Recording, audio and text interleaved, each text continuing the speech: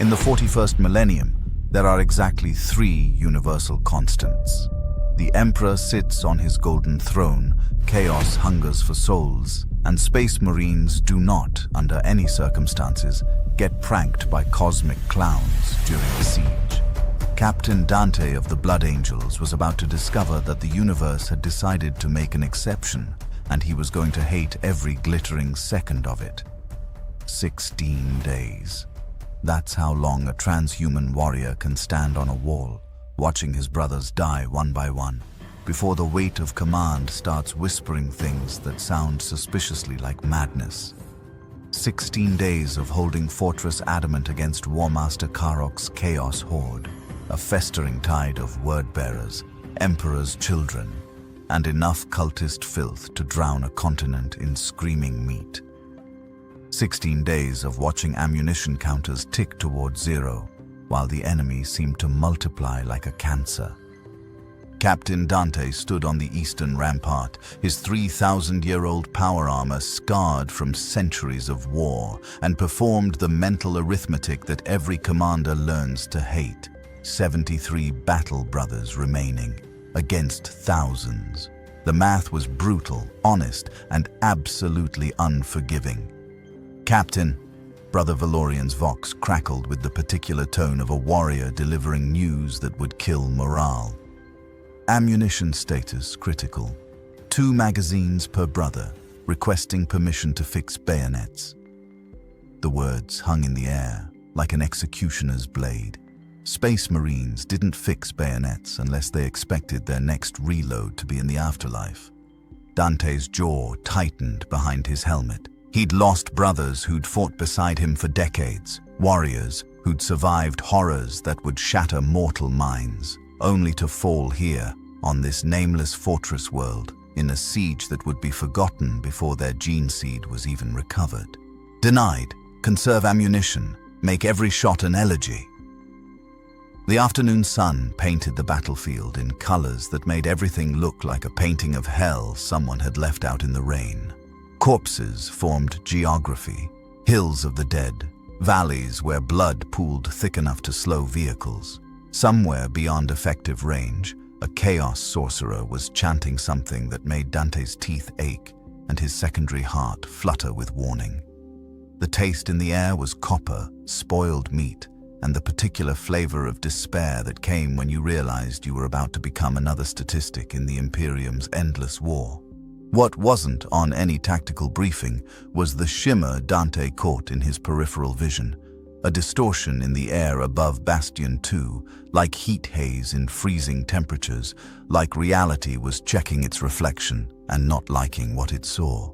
Dante enhanced his auto-senses, scanning for warp signatures, for cloaked infiltrators, for whatever new nightmare chaos had decided to unleash. His targeting systems found nothing. His gene-enhanced perception registered empty air, probably fatigue. Even Space Marines could hallucinate after 16 days of watching their brothers die in pieces. Then Valorian voxed again, and his voice carried something Dante hadn't heard in weeks.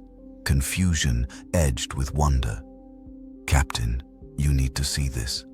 Our ammunition crates they've refilled themselves. All of them. This morning they were empty. Now they're full. Sir, this is impossible." Dante's blood turned to ice water. In the Imperium, impossible things fell into 2 categories, miracles and traps. And in his 3 centuries of service, he'd learned that miracles were usually just traps wearing a halo.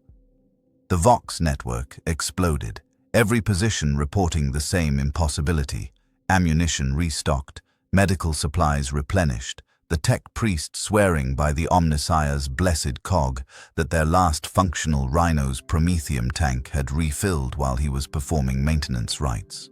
Resources appearing from nowhere, violating every law of logistics and reality. "All stations, combat alert." Dante's voice cut through the confusion like a chainsword through flesh. "Something is happening. Weapons hot. If anything moves wrong, paint the walls with it." "Captain!" Brother Sergeant Grimaldus's voice shattered across the Vox. raw with shock, and Grimaldus didn't shock easily. The Chaos Champion advancing on Bastion 3, his head just... The explosion was visible from Dante's position. Not a bolt round, not ordnance.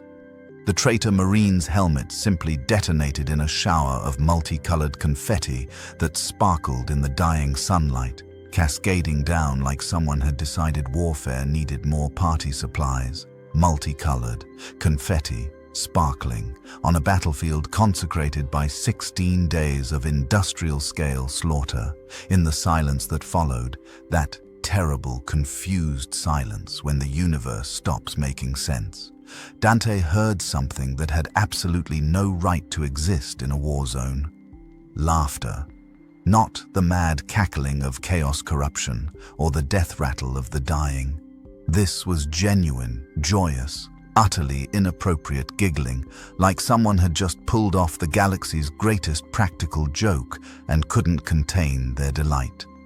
If you hunger for tales where the darkness bleeds into absurdity, where cosmic horror meets cosmic comedy, where the grim future discovers it forgot to pack its sense of humor, then hold on tight, because what happens next will make you question everything you know about Warhammer 40K. Smash that subscribe button like your life depends on it, because in the next few minutes, you're going to witness Space Marines face something more terrifying than any daemon. The universe's sense of humor, having a complete breakdown at the worst possible time. Dante checked his bolter's ammunition counter with hands that had killed thousands. Full magazine. He hadn't reloaded. Couldn't have reloaded. The magazine had been empty. His helmet's internal display showed his elevated heart rates, both of them, primary and secondary, beating faster than they had during the Tyrannid swarms on Baal. Not from fear, from the terrible, creeping realization that something new had entered the equation. Something that didn't follow the rules. Something that made confetti happen where blood should be. "Oh no," Captain Dante whispered, his voice barely audible over the vox. "Oh, throne, no." Because in 300 years of warfare, he'd learned one absolute truth. When the impossible becomes real, when reality starts bending in ways that make your gene-enhanced mind scream, when laughter echoes across a battlefield of the dead, that's when things get truly, catastrophically worse. The confetti was still falling when Brother Valorian voxed again, his voice tight with a fear that had nothing to do with chaos and everything to do with the unknown.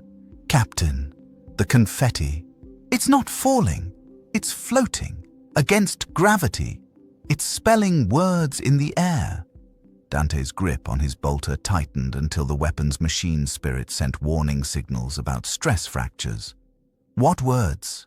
A pause that stretched like a torture session. Then, quietly, almost apologetically, "It says, 'honk, sir.'"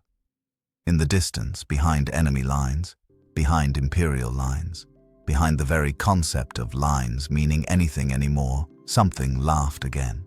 Closer this time, louder, like the universe had just realized it was in on the joke, and the punchline was everyone who thought war made sense.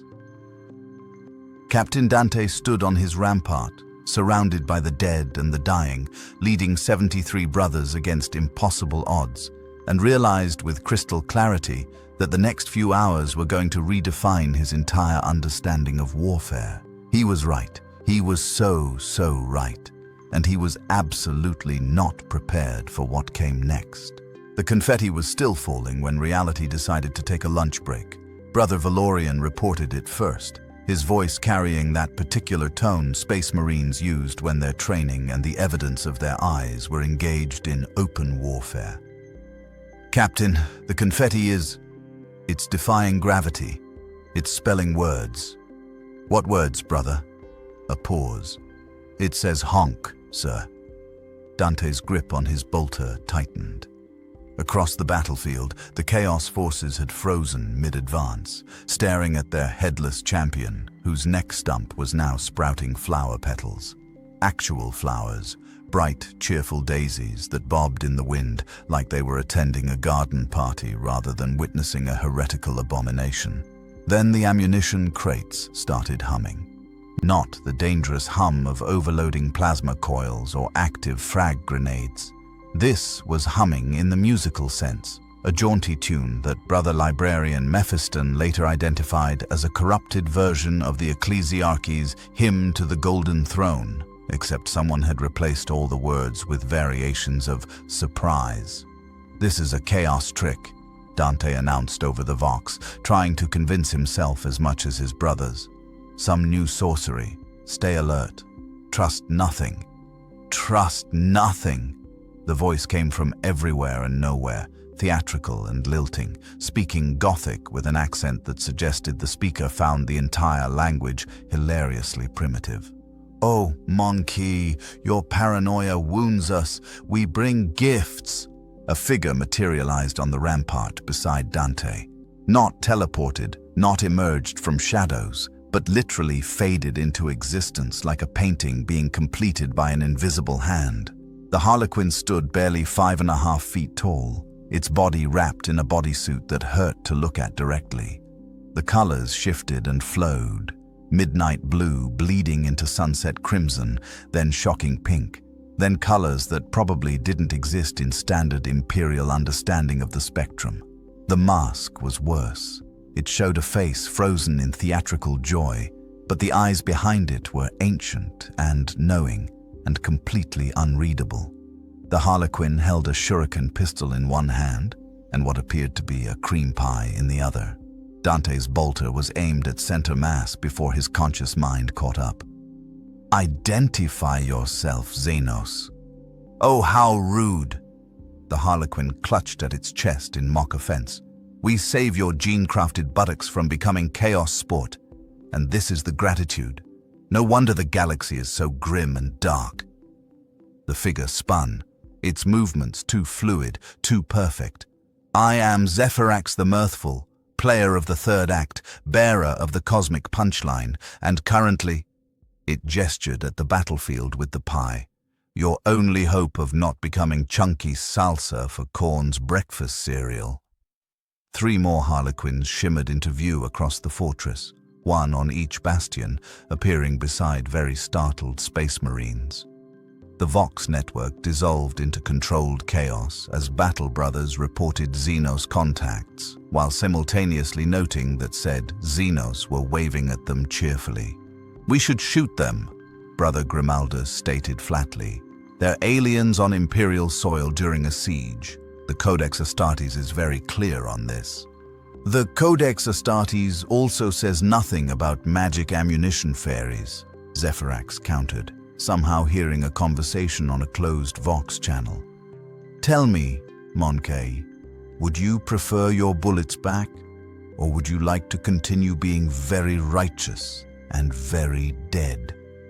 Dante's mind raced through tactical assessments. The Harlequins were Eldar, ancient, capricious, and dangerous. They served their laughing god through performance and violence, treating the galaxy as their stage. They also had access to the webway, technologies that made Imperial science look like cave paintings, and, according to fragmentary reports Dante had read, a sense of humor that could charitably be described as problematic. But they'd also just restocked his fortress and turned a Chaos champion's head into party supplies. "Why are you here?" Dante demanded. Zephyrax's mask tilted, considering. When it spoke again, its voice had lost some of the theatrical flourish, though not all of it. "Because Segorach, the great Harlequin, looked upon this battle and decreed it far too boring. Also, there's a Black Library comedy betting pool on how long it takes to make a Space Marine laugh, and I have money riding on under an hour." Down on the battlefield, a Chaos Rhino's engine suddenly backfired, shooting its exhaust pipes 20 feet into the air where they landed perfectly to spell "oops" in flaming metal. "Emperor preserve us," Dante muttered. "Oh, he's busy," Zephyrax said cheerfully. "We checked. Now then, shall we discuss the tactical situation? Or would you prefer to die with dignity while we eat popcorn and watch?" Against every instinct, every word of training, every protocol in the Codex Astartes, Captain Dante lowered his bolter. "Speak quickly, Xenos." "Wonderful!" Zephyrax clapped its hands. "Now, let's talk about turning this tragedy into a comedy, shall we? Act 2 is about to begin, and trust me." The mask somehow grinned wider. "You're going to hate it." The War Council convened in the fortress's central command chamber, which was essentially a reinforced bunker with a hololithic table that had stopped working 3 days ago. Captain Dante stood at one end, flanked by Brother Librarian Mephiston and Brother Sergeant Grimaldus, both of whom looked like they were attending their own funeral. At the other end, Zephyrax perched on the table itself like a bird of prey, if birds of prey wore diamond-patterned bodysuits and occasionally actually juggled, with plasma grenades, live ones. "Must you do that?" Grimaldus growled. "Must you look so constipated?" Zephyrax shot back, adding a 4th grenade to the rotation. "Honestly, Mon Key, you've been genetically engineered for warfare, not personality. The least you could do is appreciate artistry when you see it." Mephiston's psychic hood crackled with barely suppressed power. "I could appreciate you being turned inside out through the warp. Kinky. But no." Zephyrax caught all 4 grenades in one hand, somehow disarmed them, and made them vanish. "Now then, your tactical situation in order of terribleness. You're outnumbered 30 to 1. Your walls are compromised in 4 locations. You have no orbital support, no reinforcements, and your last astropathic message was intercepted and turned into a very rude limerick by a chaos sorcerer." "We're aware," Dante said coldly. "But wait, there's more." The Harlequin produced a data slate from nowhere. "Your enemy includes 200 word-bearers led by Dark Apostle Carvalas, who's currently preparing a ritual to summon a bloodthirster. 300 Emperor's children who are..." Zephyrax made a disgusted sound. "Well, doing Emperor's children things that we won't describe because this is a family-friendly siege. And approximately 4,000 cultists who think dying for chaos will make them special, which statistically makes them the galaxy's saddest optimists." The hololithic table suddenly flickered to life, displaying the enemy positions in perfect detail, information that should have been impossible to acquire. "How did you..." Dante began. "Webway access, darling. We've been watching your little drama for days. Honestly, it's been tragic. No dramatic tension, no plot twists, just the same boring charge, die nonsense." Segorach nearly wept from boredom, and that's saying something for a god who once convinced an orc war boss that his pants were haunted. "That's not..." Grimaldus started. "Oh, it's very real. There's a whole interpretive dance about it. I'll teach you the choreography later." Zephyrax hopped off the table, landing silently despite the heavy combat boots. "Point being, we're going to help you win this siege. But we're going to do it our way, which means absolute chaos, lowercase c, to defeat chaos, uppercase C. Follow along?" Dante exchanged glances with his officers. Every instinct screamed that trusting Xenos was heresy, but every rational analysis said that without intervention, the fortress would fall within 48 hours. The Emperor taught that humanity must stand alone, but he'd also taught that victory was sacred, regardless of the path. "What exactly is your way?" Dante asked carefully. Zephyrax's mask flickered, the expression changing from joy to something sharper, more predatory. "We're going to break their morale through tactical absurdity, make them question reality, turn their strengths into weaknesses. Basically, we're going to prank them so hard they forget how to siege properly."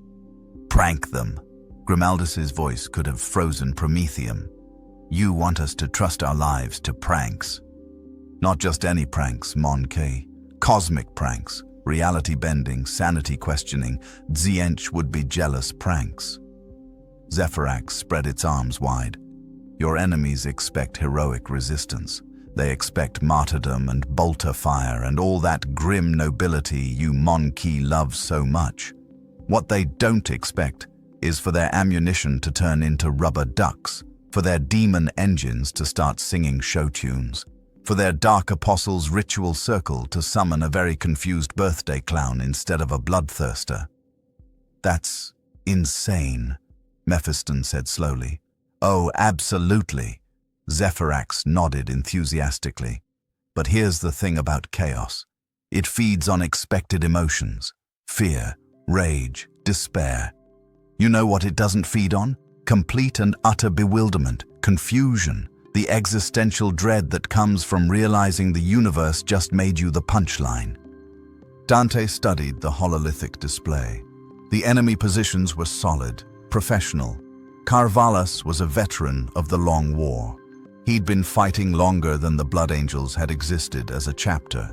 The word-bearers didn't break. They didn't root. They were fanatics forged in 10,000 years of hatred.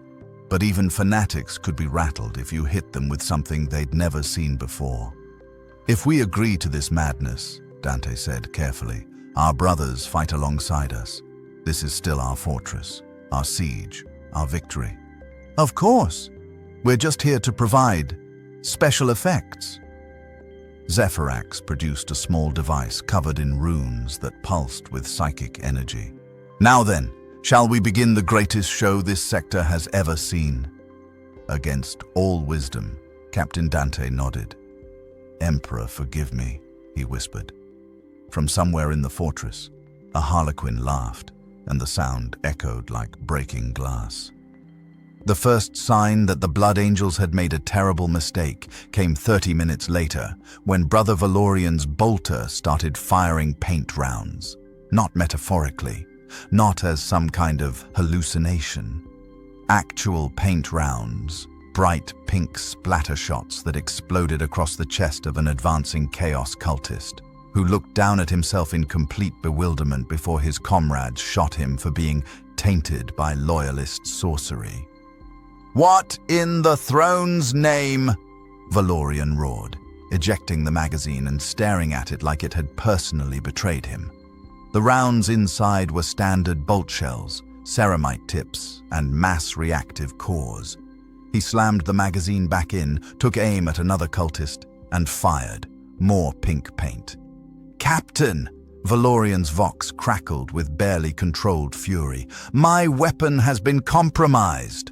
"All stations report," Dante commanded, already dreading the response. The reports came in like a cascade of small disasters. Bastion 2. Brother Castellan's heavy bolter was firing rounds that made squeaky toy sounds on impact. Bastion 4. Brother Dominus's plasma gun was shooting bubbles, actual soap bubbles that popped harmlessly against enemy armor. The eastern rampart, 3 battle brothers had discovered their frag grenades had been replaced with confetti poppers. And then, cutting through every Vox channel simultaneously, came a voice that made Dante want to throw his helmet into the nearest waste reclamation unit. "Attention, loyal servants of the Corpse Emperor!" It was Dante's own voice, his exact tone, his vocal patterns, his authority. But the words coming out were absolutely not his.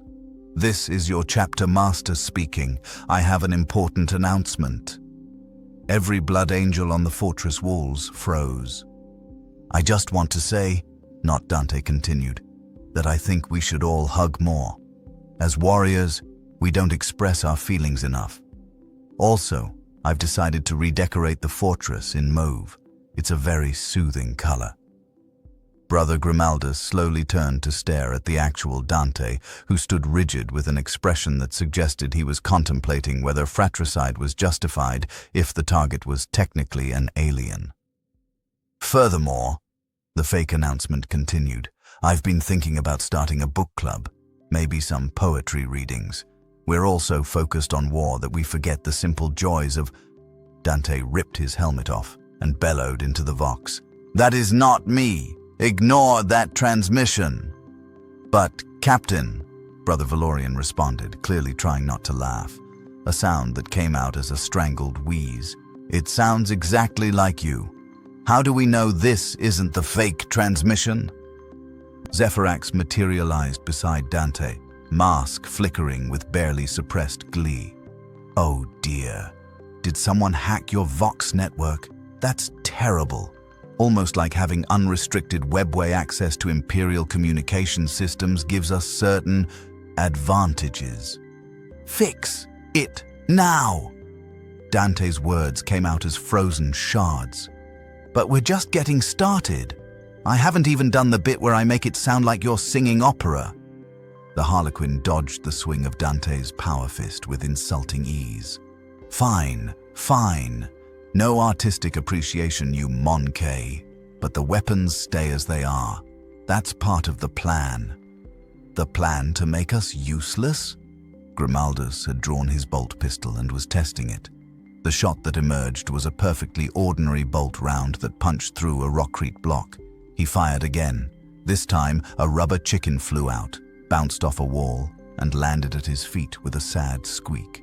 Not useless, Zephyrax corrected. Unpredictable. Watch. On the battlefield below, the Chaos forces had reorganized after the confetti incident and were advancing again. A proper assault formation with word-bearers in the center, cultists on the flanks. They were chanting litanies to the dark gods, their voices building into a crescendo of hatred that made the air shimmer with warp energy. Brother Valorian, still furious about his compromised bolter, took aim at the lead word-bearer and fired. Pink paint exploded across the traitor marine's helmet, completely obscuring his vision. The Chaos warrior stumbled, crashed into the marine behind him, and both went down in a tangle of power armor. The cultists on the flank saw this and hesitated, because how do you respond when your invincible super soldier leaders are getting covered in pink paint by some kind of unknown weapon? Was it a new Imperial technology, a psychic attack, a plague? A dozen cultists broke ranks and ran. "See?" Zephyrax said brightly. "Tactical absurdity. They don't know how to respond to this." Another brother fired his bubble gun at a Chaos Rhino. The bubbles splattered across the viewports, and the driver, unable to see through the rainbow sheen, steered directly into a crater. The vehicle flipped, spilling Emperor's children into the mud, where they were immediately targeted by blood angels with actual working ammunition. "This is insane," Mephiston observed, but there was a calculating gleam in his eye. "But it's working?" "Of course it's working. Chaos expects resistance, not ridiculousness." Zephyrax performed a little bow. "Now then, shall we discuss Phase 2? It involves a lot of whoopee cushions and strategically placed banana peels that shouldn't exist in this millennium, but definitely do now." Dante watched a word-bearer slip on said banana peel, appearing from literally nowhere, and fall flat on his back, where his spiked armor prevented him from standing up without help. 3 cultists rushed to assist, also slipped, and the whole group ended up in a pile that would have been comedic if it wasn't surrounded by corpses. "I'm going to need so much penance after this," Dante muttered. "Worth it, though," Zephyrax cackled, and somewhere in the fortress, every Vox unit simultaneously played circus music. The Shadowseer appeared at sunset, and that's when things escalated from heretical comedy to "the universe is having a stroke." Nobody saw it arrive. One moment, the eastern approach was filled with Chaos forces regrouping after the paint round debacle. The next moment, there was a figure standing in the center of no man's land, perfectly still, wearing a cloak that seemed to be woven from captured shadows and broken promises. The Shadowseer's mask was unlike Zephyrax's cheerful theater face. This one showed tragedy and comedy split down the middle, one half weeping, one half grinning, and somehow both expressions were equally terrifying. In its hands it held a staff topped with what looked like a crystallized scream. "Oh, bloody hell," Zephyrax muttered, which was apparently Harlequin for "things are about to get weird." The Shadowseer raised its staff, and reality took a sick day. The first Khorne Berserker charged because Khorne Berserkers only had one tactical setting, and that was charge screaming. He made it 3 steps before his armored boot came down on something that absolutely, positively should not exist in the 41st millennium. A banana peel. Not a Xenos fruit. Not some alien equivalent. An actual terra-grown, bright yellow, slip-inducing banana peel, existing in flagrant violation of every supply chain, agricultural database, and common-sense principle in the Imperium. The berserker's legs went out from under him with the grace of a falling thunderhawk. 8 feet of chaos-corrupted killing machine hit the ground so hard his helmet bounced off twice. The impact was so catastrophic that his chain axe flew from his grip, spun through the air, and embedded itself in a cultist 50 feet away. His brothers stopped mid-charge, staring. "What sorcery?" one of them began, right before he stepped on the second banana peel, then the third. Then suddenly, there were banana peels everywhere, appearing from thin air like reality was dumping its fruit waste directly onto the battlefield. 12 Khorne berserkers, transhuman warriors, literally too angry to die, enhanced beyond human limits, devoted to the god of blood and skulls, all went down like dominoes in a slapstick routine that would have gotten applause at a Terran comedy club. "How?" Brother Grimaldus whispered, watching through his magnoculars. "How is this happening?" "Shadowseers bend reality," Zephyrax explained, clearly enjoying the show. "They don't just perform, they make the universe perform with them. That's Ixlerith the Absurd down there, one of the finest practitioners of interpretive warfare in the galaxy. Watch this next bit. It's brilliant." Ixlerith spun, cloak flaring, and suddenly, the battlefield wasn't a battlefield anymore. It was a stage, with lighting that came from nowhere, and the Chaos Forces were actors who'd forgotten their lines.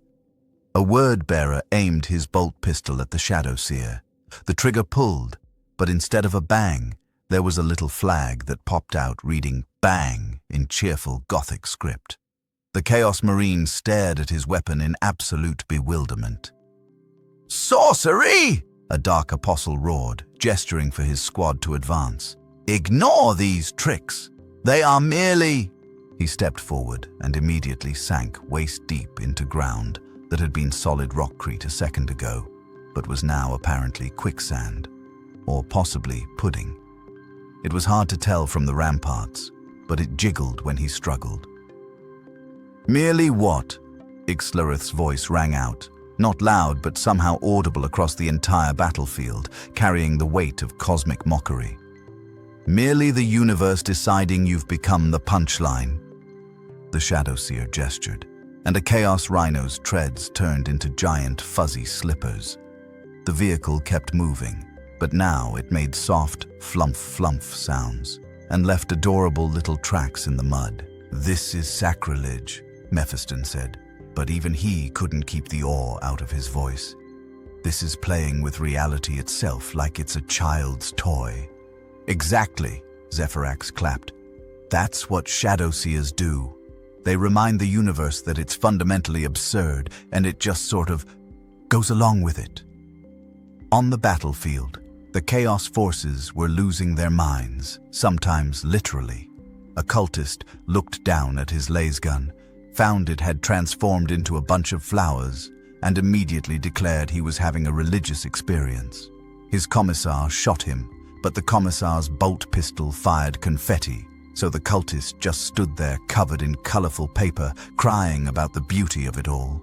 A Chaos Space Marine tried to throw a frag grenade.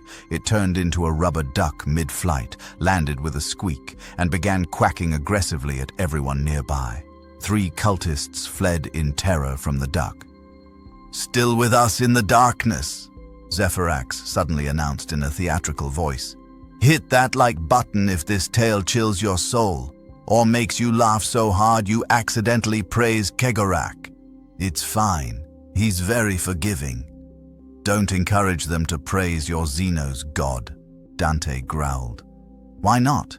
He's already here enjoying the show." Zephyrax pointed at nothing in particular. "Probably. It's hard to tell with trickster gods. They're very sneaky. Down on the battlefield, Ixlareth had apparently decided the banana peels weren't absurd enough. Now, there were whoopee cushions appearing under Chaos Marines, actual functional whoopee cushions that made obscene noises when 800 pounds of power armor sat on them. The dignified warriors of the ruinous powers were being reduced to walking, heavily armed fart jokes. A dark apostle, desperate to restore order, began chanting a ritual to summon demonic reinforcement. The summoning circle blazed with warp energy, reality tore open, and something began to emerge. It was a birthday clown. Not a demon disguised as a clown, not a chaos spawn that looked clownish. An actual, honest-to-the-Emperor birthday clown, complete with rainbow wig, red nose, and oversized shoes. It looked around at the battlefield, at the chaos forces, at the word-bearers, and said in perfect high Gothic, "Is this 427 Hive Street? I'm here for little Timmy's party." The Dark Apostle's scream of rage was drowned out by the sound of every blood angel on the fortress walls absolutely losing it. Even Grimaldus, dour, humorless, perpetually angry Grimaldus, made a sound that might have been a snort. Dante pinched the bridge of his nose. "Emperor, give me strength." "Oh, he's watching," Zephyrax assured him. "And I bet he's smiling, probably." The Chaos forces were having what could only be described as a collective existential crisis, and the Blood Angels were bearing witness to the greatest theological question of the age. Could the ruinous powers be defeated through aggressive slapstick? The answer, apparently, was maybe, but everyone involved is going to need therapy. Warmaster Carrick himself finally emerged from his command bunker, a towering figure in Terminator plate covered in profane scripture, and what looked like dried blood from at least 17 different species. He was a veteran of the Long War, had fought at the Siege of Terror, and had personally killed 3 chapter masters. He was not a being prone to confusion or doubt. He was, however, currently staring at his own forces with the expression of someone who just discovered their entire worldview was made of cardboard. "What?" Carrock bellowed in a voice that made the air crack. "In the name of the dark gods is happening to my sage?" A word-bearer, covered in pink paint and banana peels, attempted to salute and slipped. "My lord, we're under attack by... we don't know what they are, but they're making everything terrible." "Terrible! Terrible!" Carrock gestured at the battlefield. "You are Chaos Space Marines. You have spent 10,000 years perfecting the art of warfare. You have bathed in the blood of innocence. You have made pacts with demons. And you're telling me you're being defeated by fruit peels? Also rubber ducks, my lord," another Marine added helpfully. "And the birthday clown." The birthday clown waved cheerfully from the summoning circle, where it was somehow still standing despite being surrounded by very angry word-bearers who couldn't figure out how to banish it. One of them had tried shooting it. The bullets had turned into balloon animals. Carrock's eye twitched. "Someone kill that clown." 3 Chaos Marines charged the clown with chain axes raised. The clown pulled out a comically large hammer, the kind used in children's cartoons, and bonked all 3 of them on the head. Their helmets rang like bells, and they all sat down looking dazed and seeing stars. Actual visible stars, circling their heads in defiance of physics, biology, and common decency. This is Eldar trickery, Carrick decided, because the alternative was accepting that the universe had fundamentally stopped making sense. Harlequins, it must be. He activated his Vox to all units. "Ignore the pranks. They are illusions. Advance and..." His voice cut off as his own Terminator armor suddenly emitted a loud, wet farting sound. He hadn't moved. He hadn't sat on anything. The armor just farted, loudly, repeatedly, with impressive variety in pitch and duration. Every single Chaos warrior within earshot turned to stare at their Warmaster. "That wasn't me," Carrock said, his voice tight. The armor farted again, longer this time, with a tone that suggested someone was playing a tuba made of digestive distress. "That wasn't me," Karok roared. On the fortress walls, Zephyrax was literally rolling on the ground, laughing. "Oh, oh, oh, Ixalareth, you magnificent bastard! The War Master's armor, the War Master's armor!" Dante found himself experiencing an emotion he hadn't felt in 16 days of siege warfare. Amusement. Deeply inappropriate, thoroughly heretical amusement, but amusement nonetheless. He quickly suppressed it, but not before several of his brothers had witnessed their captain's lip twitch. "Sir," Brother Valorian voxed, "permission to laugh until my secondary heart gives out?" "Permission denied," Dante said, though his voice lacked conviction. "We are Space Marines. We are above such." Karok's armor played the opening notes of Happy Birthday in fart sounds. "Such..." Dante couldn't finish the sentence. "Immaturity," Grimaldus suggested. He was white-knuckling his bolt pistol, clearly fighting his own battle against inappropriate mirth. "Juvenile behavior? Conduct unbecoming of the Emperor's finest?" "All of that," Dante agreed. Karok was now trying to shoot Ixalareth with his combi bolter, but each round that fired transformed mid-flight into a small bird that tweeted apologetically and flew away. The War Master was surrounded by a small flock of confused sparrows, all chirping variations of "sorry about the war crimes." "Enough!" Karok bellowed. "Sorcerers, summon the demonic engines! Crush these walls with infernal might!" From the rear lines, 3 hulking shapes began to move forward. Demon engines, fusion of machine and warp spawn, covered in teeth and guns and hatred given form. They were mauler fiends, quadrupedal nightmares that could tear through ceramite like paper. Each step they took left burning footprints in the ground. They were also, Dante noted with growing horror and hilarity, about to enter Ixalareth's performance range. The Shadowseer spun, cloak flaring, staff raised high. The lead Mauler fiend opened its maw to roar a challenge. And out came circus music, not from speakers. The demon engine itself was producing the sound, broadcast from somewhere in its corrupted mechanical guts. It was playing Entry of the Gladiators, that classic circus tune, at full volume through what sounded like a calliope made of screaming. The Mauler fiend stopped, looking down at itself in what might have been confusion if demons could be confused. It tried to roar again, more circus music. It tried to move forward. Its legs moved, but now they were high-stepping like a show horse, perfectly in time with the music. The second Mauler fiend tried to help, but its legs had transformed into pogo sticks. It bounced toward the fortress, boing, boing, boing, each impact shaking the ground but looking absolutely ridiculous. The third one had it worst. Its legs were fine, but someone, probably Ixalareth, had attached a giant red nose to its face and given it a rainbow propeller hat that spun as it moved. The demon inside was screaming in rage, but all that came out was honking, aggressive, angry honking, but honking nonetheless. "Comment your theories below," Zephyrax announced to nobody in particular. "What corruption stalks our heroes? Is it chaos? Is it dignity death? Is it the slow realization that maybe, just maybe, the universe is fundamentally a comedy and we're all just straight men waiting for the punchline?" "I hate you," Dante said without heat. "Everyone does," Zephyrax agreed cheerfully. "But you hate losing more, and right now, the siege is collapsing into farce, which means you're winning."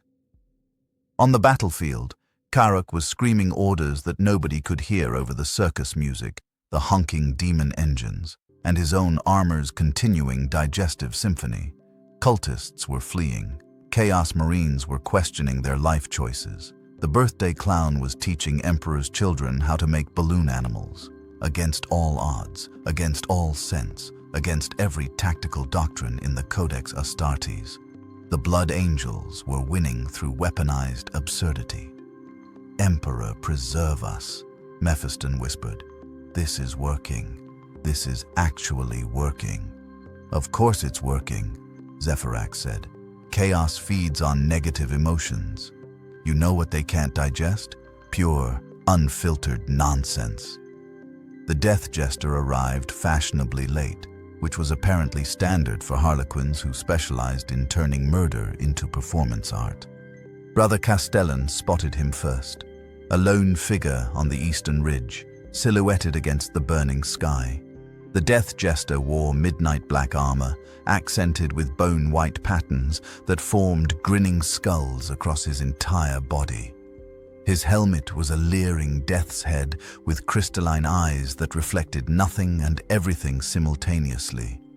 In his hands, he carried a shrieker cannon, a weapon that looked like a nightmare built by someone who thought regular guns weren't theatrical enough.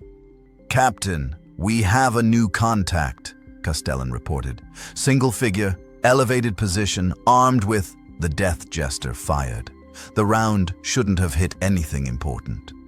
It was one shot, aimed at a Chaos Rhino in the rear formation, but when the hypervelocity projectile struck, it didn't just penetrate armor. It triggered a cascade of improbable events that seemed choreographed by a malevolent cosmic director with too much time and an unlimited special effects budget. The Rhino's fuel tank erupted, sending the vehicle spinning sideways. It crashed into a munitions dump, which exploded, hurling debris upward. A piece of shrapnel severed a chain holding a suspended cargo container, which fell onto a Chaos Land Raider, crushing its right tread. The Land Raider spun out of control, crashed through a makeshift fortification, and its main gun, somehow still firing, shot a Forge Fiend in the reactor core. The Forge Fiend exploded, sending its head spinning through the air like a hideous football. The head landed perfectly in a cultist ammunition truck, which exploded, sending burning cultists running in all directions. 3 of them crashed into a Chaos Vindicator, panicking the driver into firing his demolisher cannon wildly. The shot missed everything important and hit a rockcrete pillar supporting a partially collapsed building. The building fell, crushing 2 squads of Emperor's children who'd been using it as cover. The rubble created a ramp that a panicking Rhino drove up, launching itself 15 feet into the air before crashing down onto a Dark Apostle who'd been trying to organize a prayer circle. The entire sequence, from single shot to dead Dark Apostle, took 8 seconds. "What?" Brother Grimeldus said slowly. "In the name of every saint who ever lived, was that?" "That," Zephyrax said with audible pride, "was Kieleth the final punchline, greatest Death Jester of the Midnight Sorrow. He doesn't just kill. He makes death into a Rube Goldberg machine of doom." The Death Jester fired again. This shot hit a cultist holding a melter bomb. The cultist dropped the bomb in panic. It rolled down a slope, through a drainage ditch, bounced off a rock, and came to rest against the leg of a Chaos Dreadnought. The Dreadnought, in trying to kick the bomb away, accidentally punted it directly into the open hatch of a Chaos Predator tank. The Predator exploded, sending its turret flying. The turret spun through the air and landed perfectly on top of a Chaos communications array, crushing it and cutting off Vox communications for an entire battalion. The wreckage also happened to dam a small stream, which began flooding a trench filled with Chaos cultists, who fled directly into the firing line of Blood Angels with actual working bolters. "He's turning the battlefield into a comedy of errors where the punchline is always death," Mephiston observed, his psychic senses tracking the cascading probabilities. "Each shot creates a chain reaction of escalating catastrophes." "Exactly!" Zephyrax bounced excitedly. "Death Jesters see destiny threads, the web of cause and effect. They don't just shoot at targets, they shoot at consequences. Kieleth is basically playing cosmic billiards where every ball is an enemy and every pocket is a hilarious disaster." Kieleth fired a 3rd time.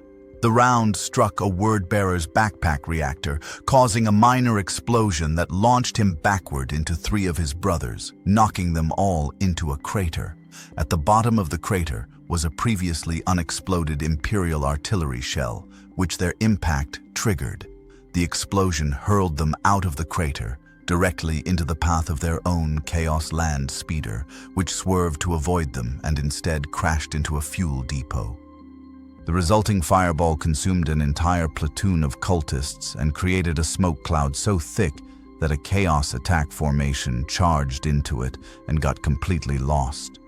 They emerged 5 minutes later, on their own side of the line, accidentally attacking their own supply vehicles. "This is insane," Dante said, watching through magnoculars as a single marksman systematically dismantled an entire siege through what could only be described as weaponized Murphy's Law. "He's not even aiming at critical targets." "He doesn't need to," Zephyrax explained. "He aims at the first domino. The universe handles the rest. Watch, this next one's going to be spectacular." Keleth took his time with the fourth shot, the Shrieker cannon's barrel tracking slowly across the battlefield.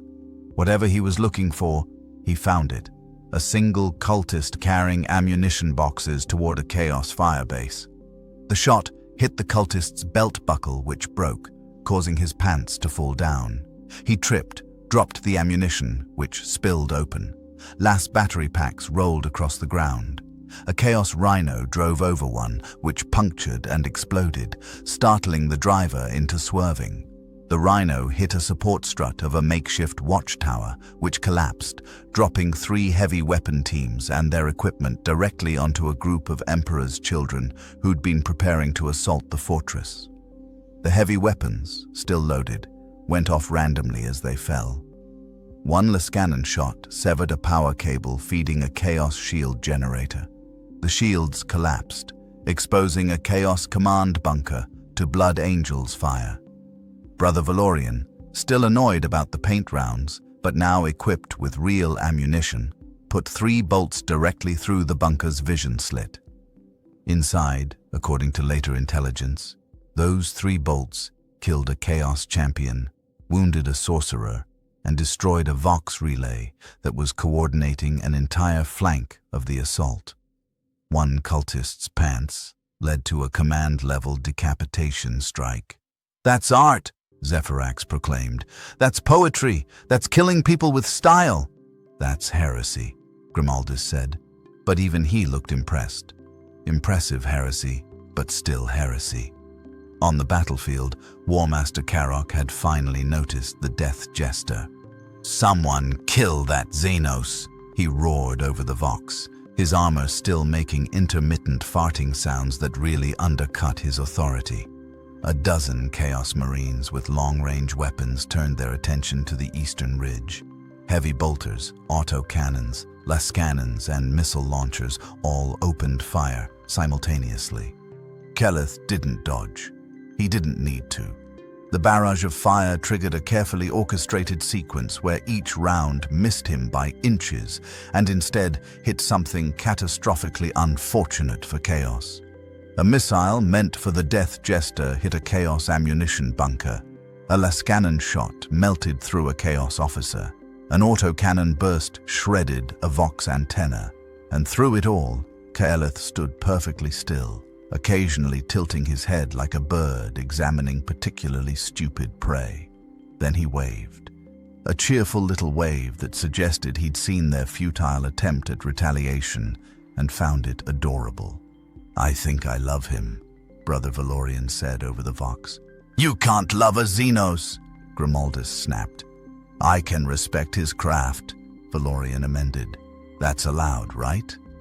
Before anyone could answer, Keleth fired his 5th shot. This one hit a fuel line feeding a Chaos firebase. The firebase exploded. The explosion startled a Chaos dreadnought, which fired wildly, hitting a Defiler. The Defiler fell over, crushing a Dark Apostle who'd been trying to rally troops after the Birthday Clown incident. The Dark Apostle's dying scream was audible across the entire battlefield, cut off mid-profanity by several tons of Chaos war machine. "The tension builds," Zephyrax announced dramatically. "Subscribe to witness more tales from the Dark Millennium, where the Harlequins prove that comedy and tragedy are just different angles on the same knife." "Are all your kind this theatrical?" Dante asked. "No," Zephyrax admitted. "Some of us are worse." The Solitaire arrived at midnight, and that's when everyone, Blood Angels and Chaos forces alike, realized that what they'd experienced so far had been the opening act. There was no warning, no shimmer of reality, no psychic disturbance, no vox interference. One moment, the battlefield was a carnival of chaos, lowercase and uppercase both. The next moment, there was a figure standing in the exact center of no man's land, equidistant from both forces, perfectly still. The Solitaire wore armor that hurt to perceive, not physically, but conceptually. It was black, but also every color, but also the absence of color. Patterns writhed across the surface like living things. Laughing faces that turned into screaming skulls, that turned into weeping angels, that turned back into laughter. The mask was the worst part, blank, featureless, reflecting whoever looked at it but wrong, distorted, showing you what you might have been if fate had turned slightly differently. "Oh shit," Zephyrax whispered, and hearing genuine concern in the Harlequin's voice made Dante's blood run cold.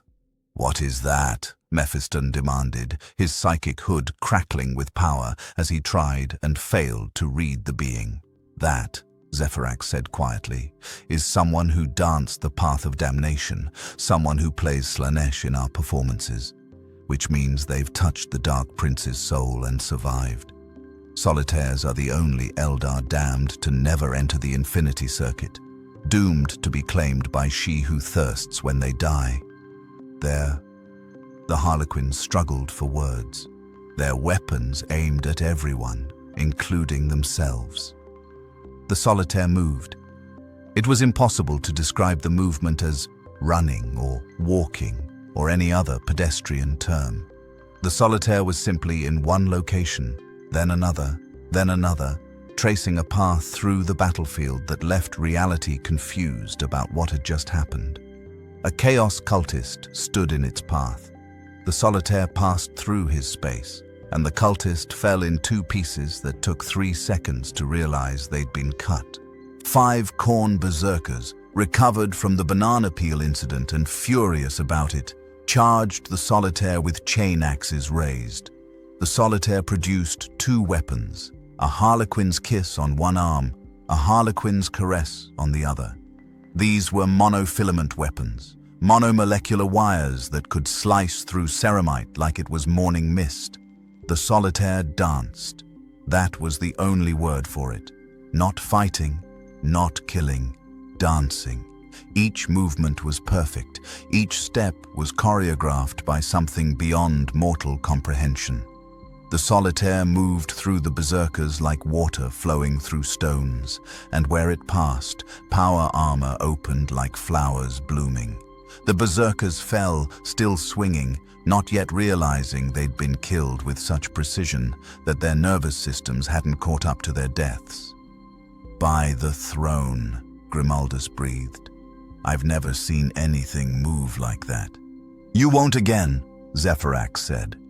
"Solitaires are unique. Each one is an individual expression of damnation and art.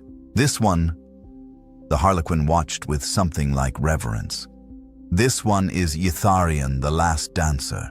Legend says he fought a keeper of secrets for 3 days and won by making the demon laugh itself to death." "Impossible," Mephiston said. "The demon's corpse is preserved in the Black Library," Zephyrax countered, still smiling. On the battlefield, Itharion continued his performance. A squad of word-bearers opened fire with bolters at point-blank range. The Solitaire didn't dodge. Dodging would have broken the dance's rhythm. Instead, he moved in ways that made the bullets question their trajectory. Shots that should have hit center mass instead struck other Chaos Marines. A frag grenade thrown at the Solitaire somehow ended up in a Chaos officer's pocket, where it exploded 3 seconds later. But the truly disturbing part wasn't the killing. It was the joy buzzers. Every 7th Chaos warrior that Itharion killed didn't die by blade or wire. Instead, the Solitaire would tap them, just a simple touch, and they'd jerk backward like they'd been electrocuted. Then they'd discover a small device attached to their armor, a literal joy buzzer, the kind children used for pranks in the ancient days of Terra. These warriors didn't die. They just stood there, staring at the joy buzzer, experiencing a complete existential crisis about what had just happened. "He's pranking them," Dante said slowly. "In the middle of slaughtering their forces, he's stopping to attach joy buzzers." "Solitaires are insane by definition," Zephyrax explained. "They've touched Slaaneş's soul. They experience every emotion simultaneously, all the time, forever. Combat, comedy, tragedy, horror. It's all the same performance to them. Itharian is killing and pranking with equal enthusiasm because in his mind, they're the same thing." A Chaos Terminator tried to crush the Solitaire with a power fist. Itharian flipped backward, landed on the Terminator's head, attached a "kick me" sign to his back using some kind of psycho-adhesive, and then kicked the Terminator hard enough to send him crashing into 3 of his brothers. All 4 Terminators went down in a heap, and every Chaos Warrior who saw the "kick me" sign felt a deep, uncomfortable urge to actually kick the fallen Terminator. Several did, triggering a brawl among the Chaos forces. "This is psychological warfare on a level I didn't know existed," Mephiston observed, watching through his psychic senses as confusion and doubt spread through enemy ranks. "They can't process someone who kills them professionally, but also pranks them enthusiastically. Their minds are trying to categorize him as either threat or joke, and failing at both." "Exactly!" Zephyrax clapped. "Chaos expects enemies to be afraid or angry or hateful. They don't know what to do with someone who treats them like performance art and whoopee cushion test subjects." Warmaster Karok, apparently having reached his absolute limit, pointed directly at Itharian and roared, "Kill that dancing idiot or I will personally execute every one of you." His armor farted in response, completely undermining the threat. 20 Chaos Marines converged on the Solitaire from all directions. Itharian didn't run. Instead, he pulled out what appeared to be a deck of cards and began juggling them while continuing to kill anyone who got close. Each card, when thrown, embedded itself in armor joints with lethal precision. But every 5th card was a joker that just stuck to helmets with little suction cups, making targets look ridiculous before they died. A Chaos land speeder swooped in, heavy bolter blazing. Itharian jumped, grabbed the speeder's wing, swung himself up, kicked the gunner out, attached a balloon animal to the control stick, and jumped off before the speeder crashed into a Chaos bunker. The balloon animal, a giraffe, inexplicably bobbed cheerfully amid the wreckage. "He's having fun," Dante realized with horror. "He's genuinely enjoying himself." "Solitaires always do," Zephyrax said. "When you're damned forever, you might as well enjoy the time you have. Itharian knows that when he dies, Slaaneş claims his soul. So every moment until then, performance. Every death, a scene. Every prank, a laugh in the face of inevitability." The Solitaire was now in the middle of a Chaos formation, spinning like a deadly top. Bodies fell around him in perfect circles. Every 3rd corpse had a flower in its helmet. Every 7th had a joy buzzer. Every 10th had a note reading, "Tag, you're it," in Gothic script. Chaos cultists were fleeing. Chaos Marines were questioning their devotion to the dark gods. Even the Emperor's children, who thought they'd seen every possible excess, were backing away slowly. And through it all, Itharian danced, leaving death and pranks in equal measure, a final testament to the fact that in the grim darkness of the far future, there was war and horror, and also someone having an absolute blast with joy buzzers. "I think," Brother Valorian said over the Vox, "that I'm having a religious experience." "That's heresy," Grimaldus responded automatically. "Yeah, but like, meaningful heresy." Nobody had a good counter-argument for that. Brother Sergeant Grimaldus had endured 16 days of siege warfare with stoic professionalism. He'd watched brothers die. He'd held positions that couldn't be held. He'd made peace with his probable death in service to the Emperor. What he had not prepared for was Xenos-induced psychological warfare that made him question whether the universe had always been insane or if he'd just never noticed before. The breaking point came when his bolter, which had been firing paint rounds, then real ammunition, then squeaky toys, then real ammunition again, suddenly started firing bolts that screamed, "Whee!" on their way to the target. Not figuratively. The bolt rounds were literally screaming with joy as they flew through the air, making a sound like excited children on a roller coaster, right before they exploded inside Chaos Marines with standard mass reactive efficiency. Grimaldus stared at his weapon, then at the Chaos Marine he'd just killed, who'd spent his last moments hearing "Whee!" approach at supersonic speed, then at Zephyrax, who'd materialized beside him on the rampart. "Why?" Grimaldus said, his voice utterly flat. "Are my bullets happy?" "Because they're living their best life." Zephyrax threw his arms wide. "Every bolt round dreams of the moment it fulfills its purpose. Why shouldn't they be excited? They're ammunition. They don't have feelings. They do now." Zephyrax tapped Grimaldus's bolter with one finger, and it giggled. Actually giggled.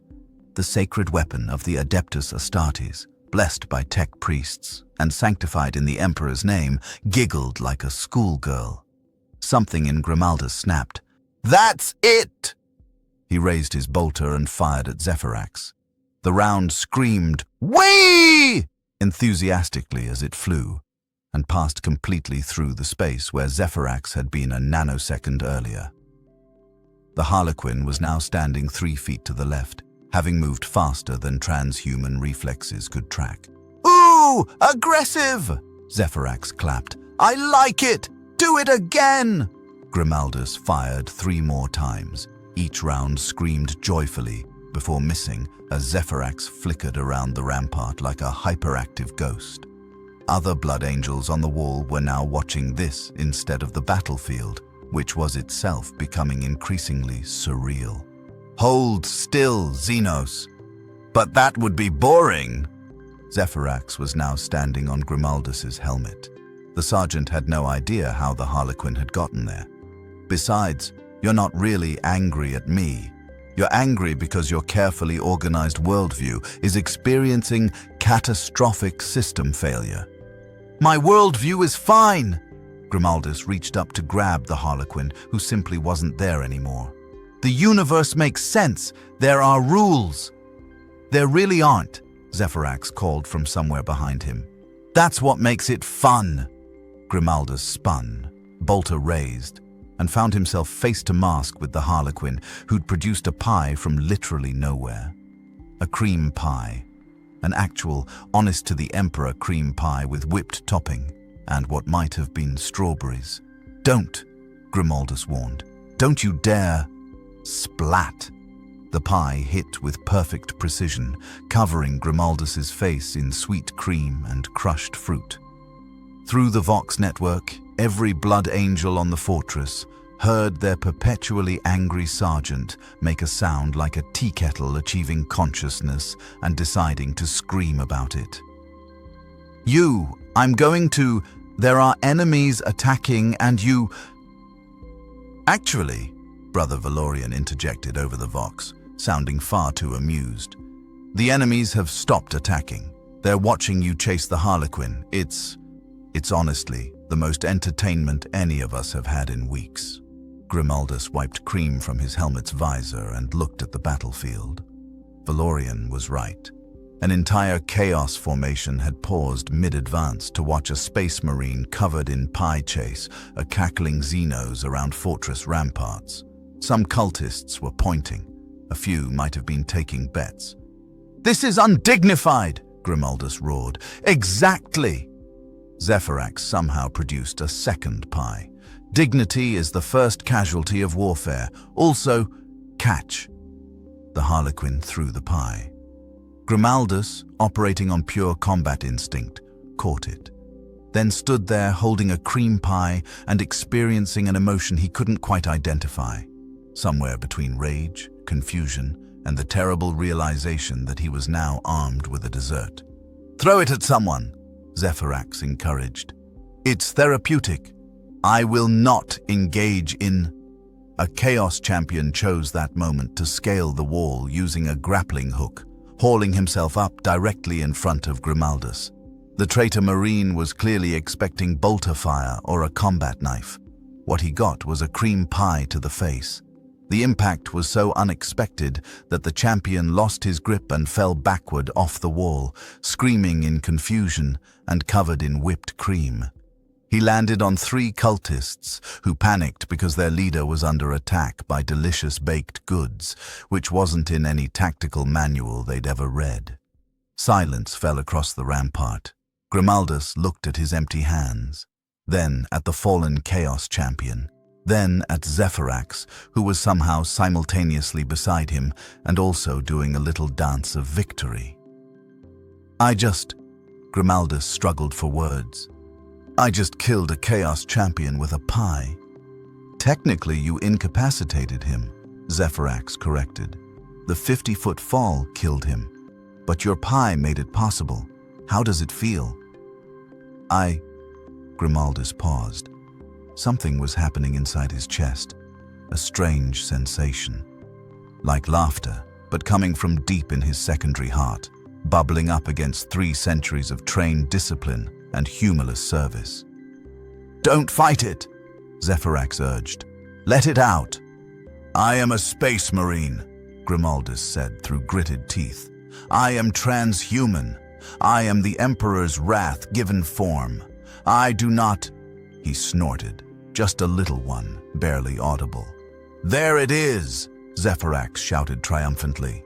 "The legendary Grimaldus almost laugh. Quick, someone alert the administratum. This is historically significant." "I did not laugh," Grimaldus insisted, but his voice cracked slightly. "You totally almost laughed," Brother Valorian chimed in. "I heard it. It was like listening to a glacier learn comedy."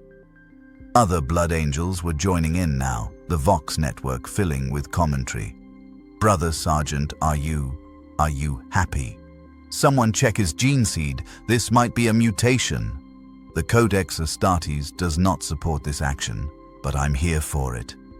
Grimaldus stood there, covered in pie cream, bolter in hand, surrounded by laughing battle brothers, while Azenos performed a victory dance on the rampart beside him. Below, Chaos forces were regrouping after watching their champion get pied to death.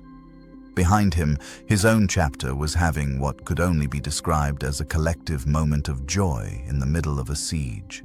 This was, without question, the worst day of his 300-year military career. It was also, he had to admit, in the most private corner of his mind, where thoughts went to die. Kind of fun. "I hate everything about this," Grimaldus announced. "Lies!" Zephyrax produced a 3rd pie from nowhere. "You loved it. Here, have another one. There's a dark apostle down there who looks like he needs more cream in his life." "Give me the pie," Grimaldus said. "That's the spirit." Zephyrax handed it over. "Remember, arc the throw, account for wind, and aim for the face." Grimaldus took careful aim at the Dark Apostle organizing formations below, applied 3 centuries of combat experience to calculate trajectory, wind resistance, and target movement, and threw the pie. It sailed through the air in a perfect parabola, spinning slowly, catching the light like a dairy-based comet of justice. Splat. Direct hit. The Dark Apostle stood there, cream dripping from his profane helmet while his entire warband stared in absolute bewilderment. Across the fortress, Blood Angels erupted in cheers. Grimaldus smiled, just a little, where no one could see under his helmet. "The Emperor forgives this heresy," he whispered, "because it was totally worth it." The Demon Prince had been summoned at great cost. 300 souls sacrificed, 17 dark apostles chanting in profane harmony, and enough warp energy to power a small star going supernova. Carvalus, the exalted, Demon Prince of Khorne, materialized in a column of blood-red flame that scorched the earth for 100 meters in every direction. He stood 30 feet tall, wreathed in brass armor and fury, wielding a blade the size of a land raider. His presence made reality scream. His breath was hot enough to melt ceramite. He was a demigod of rage-given form, an avatar of the blood god's infinite wrath. He took one look at the battlefield, at the banana peels, the joy buzzers, the birthday clowns still making balloon animals, his own war masters farting armor, and his massive bestial face twisted in utter confusion. "What?" Carvalus bellowed in a voice like grinding continents. "In the blood god's name is happening here?" Before anyone could answer, Itharion the Solitaire appeared directly in front of the Demon Prince, standing at eye level despite being 30 feet shorter. The Solitaire had somehow climbed an invisible ladder or possibly just decided that physics was optional. Carvalus swung his sword. The blade moved faster than mortal eyes could follow, fast enough to split atoms, fast enough to cut hope itself. Itharion wasn't there. The Solitaire was now standing on the sword, riding it like a surfboard as the Demon Prince continued the swing. At the apex of the arc, Itharion reached out and placed something on Carvalus's forehead. It was a custard pie, not thrown, not launched, carefully, deliberately placed, like a blessing or a curse, or possibly both simultaneously. The pie slid down the Demon Prince's face with agonizing slowness, leaving a trail of cream and shame. Carvalus stood completely still, his massive frame trembling, not with rage, which he understood, but with something far more terrible. Humiliation. Did that thing just... War Master Karok couldn't finish the sentence, watching from his command position. His own armor farted sympathetically. "The Demon Prince got pied," a word-bearer whispered, his voice hollow with existential dread. "A Demon Prince of Khorne, pied." Carvalus's roar shook the fortress walls. Not a battle cry, a scream of pure, unfiltered embarrassment. He was a servant of the blood god, blessed with power beyond mortal comprehension, granted immortality and strength enough to shatter planets, and he'd been hit in the face with a pie by something that wasn't even taking the fight seriously. Itharion landed gracefully, produced a handkerchief from nowhere, and offered it to the Demon Prince in a gesture of mock politeness. Carvalus tried to incinerate the Solitaire with a glance. Itharion held up a mirror, an actual hand mirror, reflecting the Demon Prince's cream-covered face back at him. Unacceptable. Carvalus swung his blade downward with enough force to split the planet's crust. The blade hit the ground. Itharion had already moved. The impact crater was shaped exactly like a frowny face. From the fortress ramparts, Zephyrax was laughing so hard he'd fallen over and was kicking his legs in the air like an overturned beetle. Oh, the Demon Prince! The custard! I literally cannot!" Dante watched with the expression of someone whose understanding of warfare had been forcibly revised by the universe. "That's a Demon Prince," he said slowly. "That's an actual agent of the ruinous powers. And it just got pied. The humiliation is breaking its connection to the warp," Mephiston observed, his psychic senses tracking the bizarre phenomenon. "Khorne grants power through rage and violence, but this is embarrassment, self-consciousness. The demon is experiencing an emotion that weakens its manifestation." He was right. Carvalus was literally shrinking, his connection to the Imperium destabilizing because even Demon Princes had pride, and that pride had just been demolished by a desert. "Someone kill that dancing fool," Carvalus commanded, pointing at Itharion.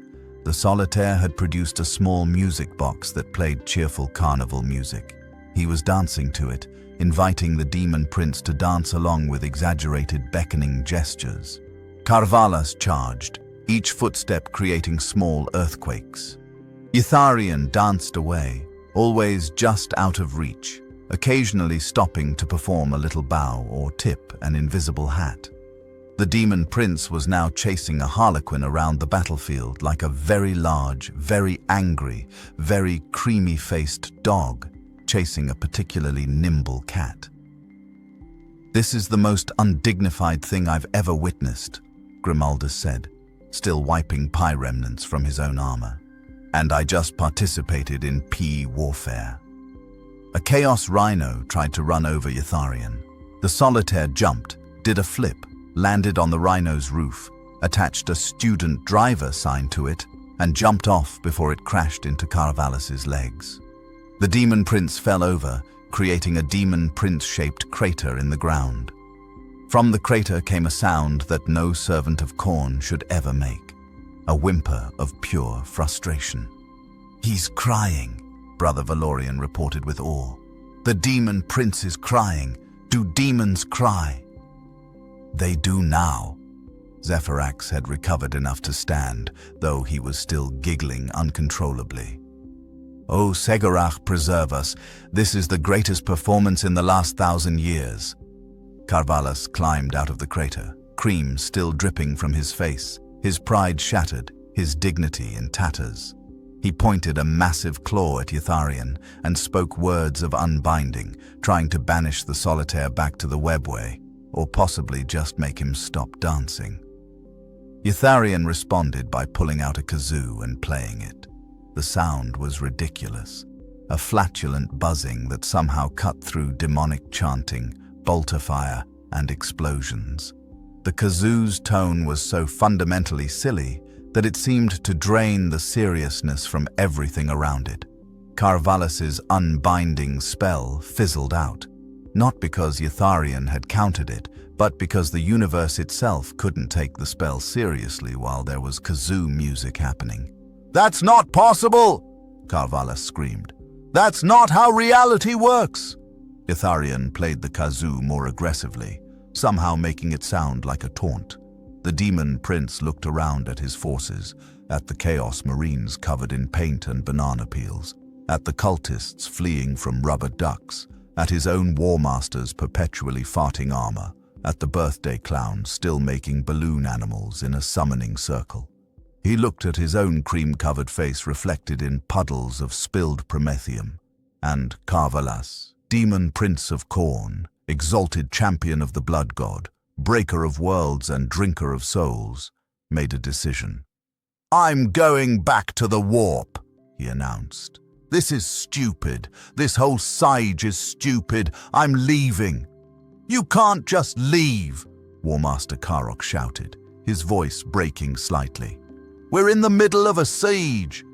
"Watch me!" Carvalhas began the ritual of self-banishment. "I've fought Eldar. I've fought Space Marines. I've fought Tau. But I have never, ever been pied by a dancing Xenos with a kazoo. I'm out. I'm done. The blood god can find someone else for this nonsense." The Daemon Prince vanished in a flash of red light, fleeing back to the warp, where at least things made a consistent kind of terrible sense. In the stunned silence that followed, Itharian took a bow. Then he pulled out one final item, a small card that he held up for everyone to see. It read, "Intermission, 15 minutes. "Did we just..." Dante struggled for words. "Did we just win part of a siege because a Daemon Prince rage-quit reality?" "You did," Zephyrax confirmed, wiping tears of laughter from his mask somehow. "Oh, this is going in the Black Library. This is going to be a legend." The time Harlequins made a Daemon Prince so embarrassed he went home. On the battlefield, Chaos forces were staring at each other, trying to process what they'd just witnessed. Their greatest weapon had been humiliated and fled. Their War Master's armor wouldn't stop farting. Nothing made sense anymore. Comment your theories below, Zephyrax announced to the universe at large. What corruption stalks our heroes? The answer is custard, apparently. The intermission lasted exactly 15 minutes, during which both sides just stopped. The Chaos forces huddled in confused groups, trying to figure out if Daemon Princes were allowed to simply quit. The Blood Angels used the time to reload, reorganize, and come to terms with the fact that their salvation was coming via cosmic prank warfare. Brother Castellan took the opportunity to test his weapons. His heavy bolter fired real ammunition, then paint, then real ammunition, then a small flag that said bang, then real ammunition again. "I've given up trying to understand," he reported over the Vox. "I'm just going to shoot and accept whatever comes out." "That's the spirit," Zephyrax called from somewhere nearby. "Embrace the chaos, lowercase c." Captain Dante was coordinating with his remaining officers when Ixalareth, the Shadowseer, materialized in their tactical meeting, uninvited and unannounced. "Gentlemen," the Shadowseer said in that voice that seemed to come from everywhere and nowhere, "we have a problem." "Just one?" Grimaldus asked, deadpan. "Well, several, but I'm focusing on the fun one." Ixalareth gestured toward the Chaos lines with their staff. "The enemy is demoralized, confused, and questioning their life choices. However, they still outnumber you significantly, and once they recover from the psychological trauma of banana peels and Daemon Prince humiliation, they're going to remember their Chaos Space Marines who've been fighting for 10,000 years. "Your point?" Dante asked. "My point is, we need a dramatic escalation." The Shadowseer's split mask, half comedy, half tragedy, somehow grinned on both sides simultaneously. "We need to take this performance from confusing to absolutely reality-breaking. We need to give you a tactical advantage so absurd that the enemy has no choice but to retreat or go completely insane." "And how do we do that?" Mephiston asked warily. Ixalareth pointed to a shimmering spot in the air behind the fortress, a tear in reality that pulsed with colors that shouldn't exist. "We're going to open a webway portal, a big one, and we're going to offer you Monkey a shortcut to flank the enemy." Every space marine in the room tensed. Dante's hand went to his bolter. "You want us to enter the webway. I want you to use it as a tactical surprise," Ixalareth corrected. "It's perfectly safe, mostly.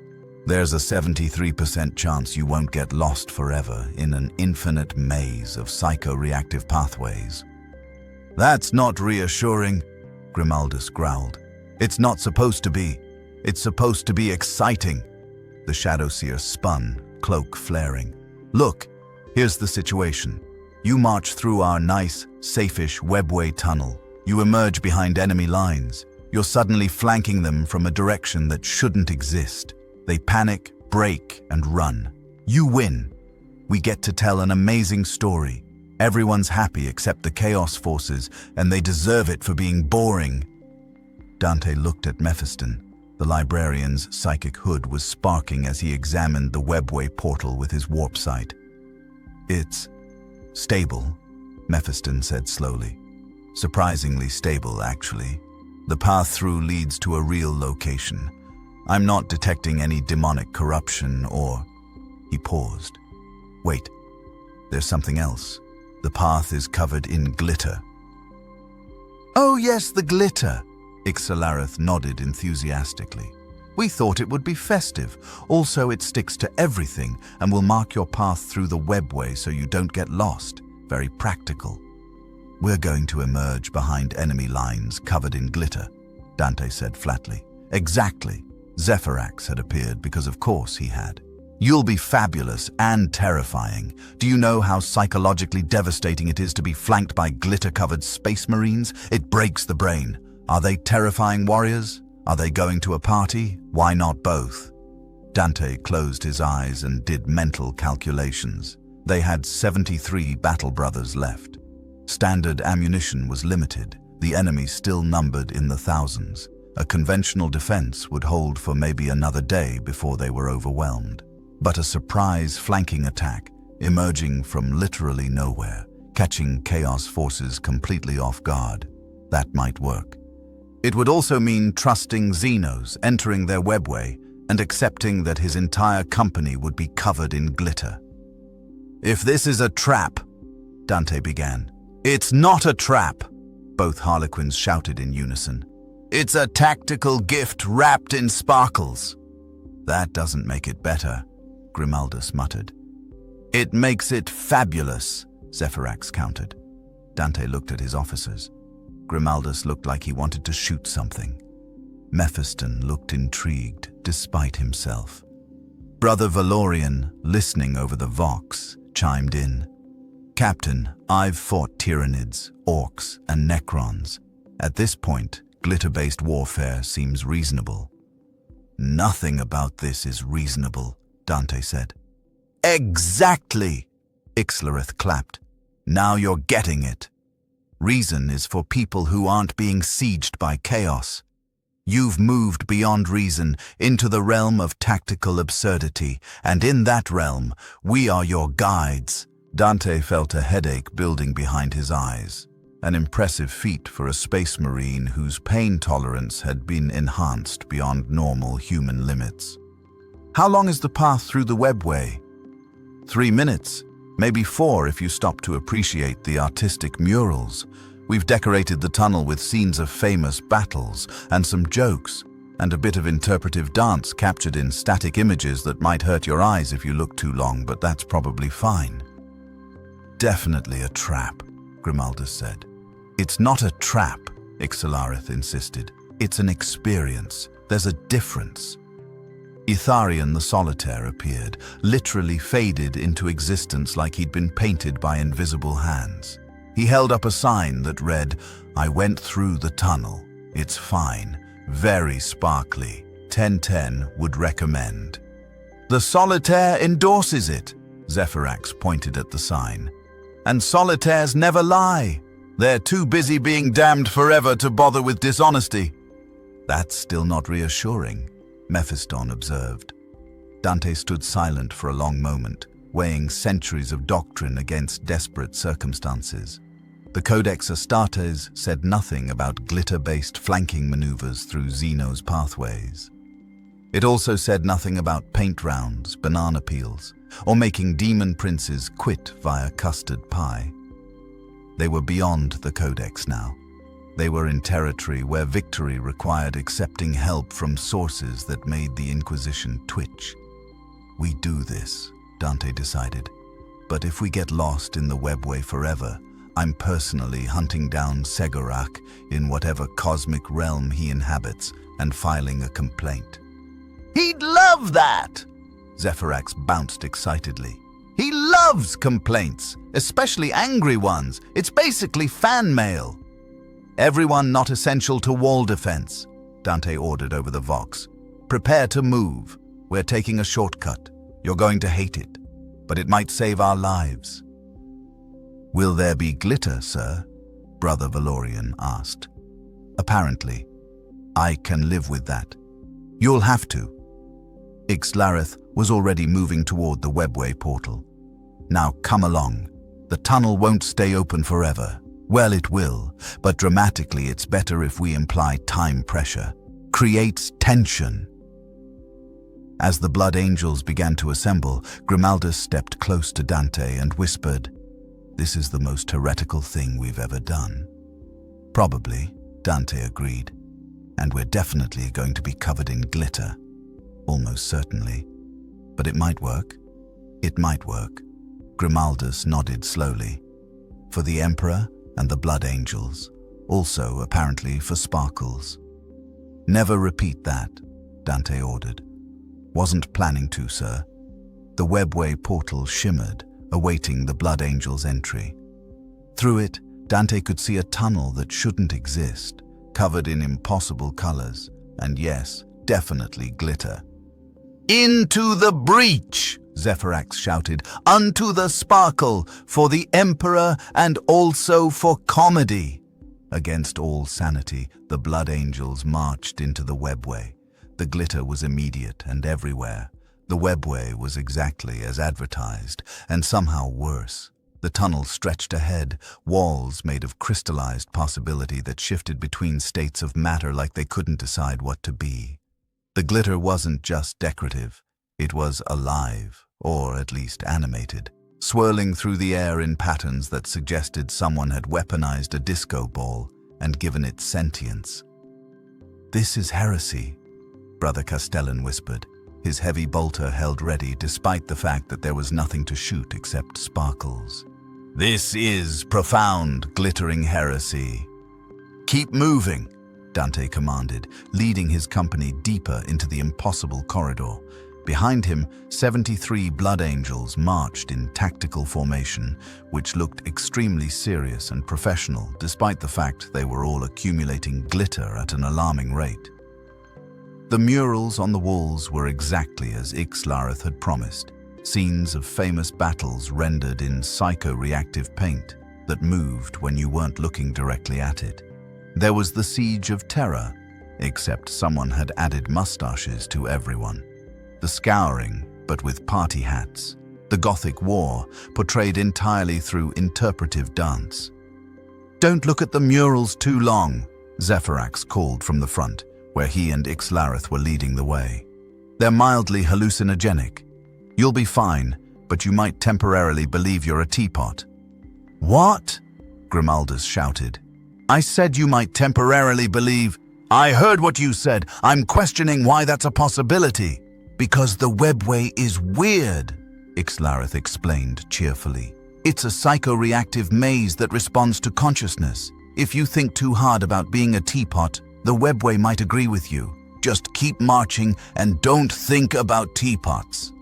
Every blood angel immediately tried very hard not to think about teapots. This had the predictable effect of making everyone think exclusively about teapots. Brother Valorian's vox crackled. "Captain, I'm having intrusive thoughts about tea service." "Ignore them," Dante ordered. "Focus on the mission." "Yes, sir. Although I do feel like I have a spout." "Valorian, focusing on mission, sir." The tunnel suddenly split into 3 paths. The left path glowed red and smelled like cinnamon.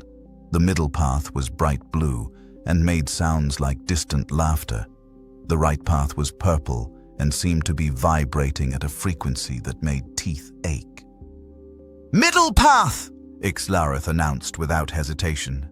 "The others lead to places you don't want to visit. Trust me." "What's in those paths?" Mephiston asked, his psychic senses straining. "The left one leads to a Slanshi demon's birthday party from 6,000 years ago that's still happening. The right one leads to a pocket dimension where time moves backward and you age in reverse until you're a baby. Very inconvenient for power armor." "And the middle path?" Dante demanded.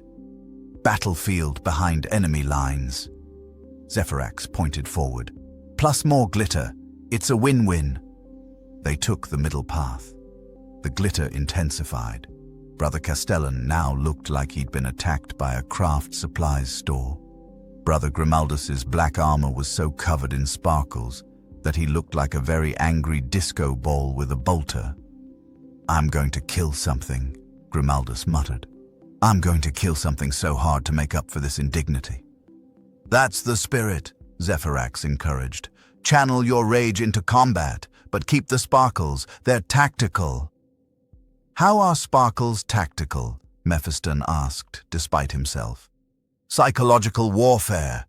Ixlareth spun, cloak flaring and releasing more glitter into the air. "The enemy is expecting threats from one direction. They're expecting grim, noble space marines.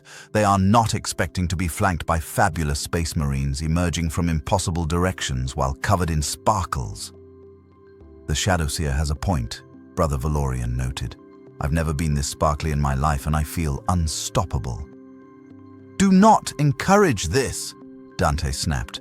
But even he could feel the glitter settling into every crevice of his power armor.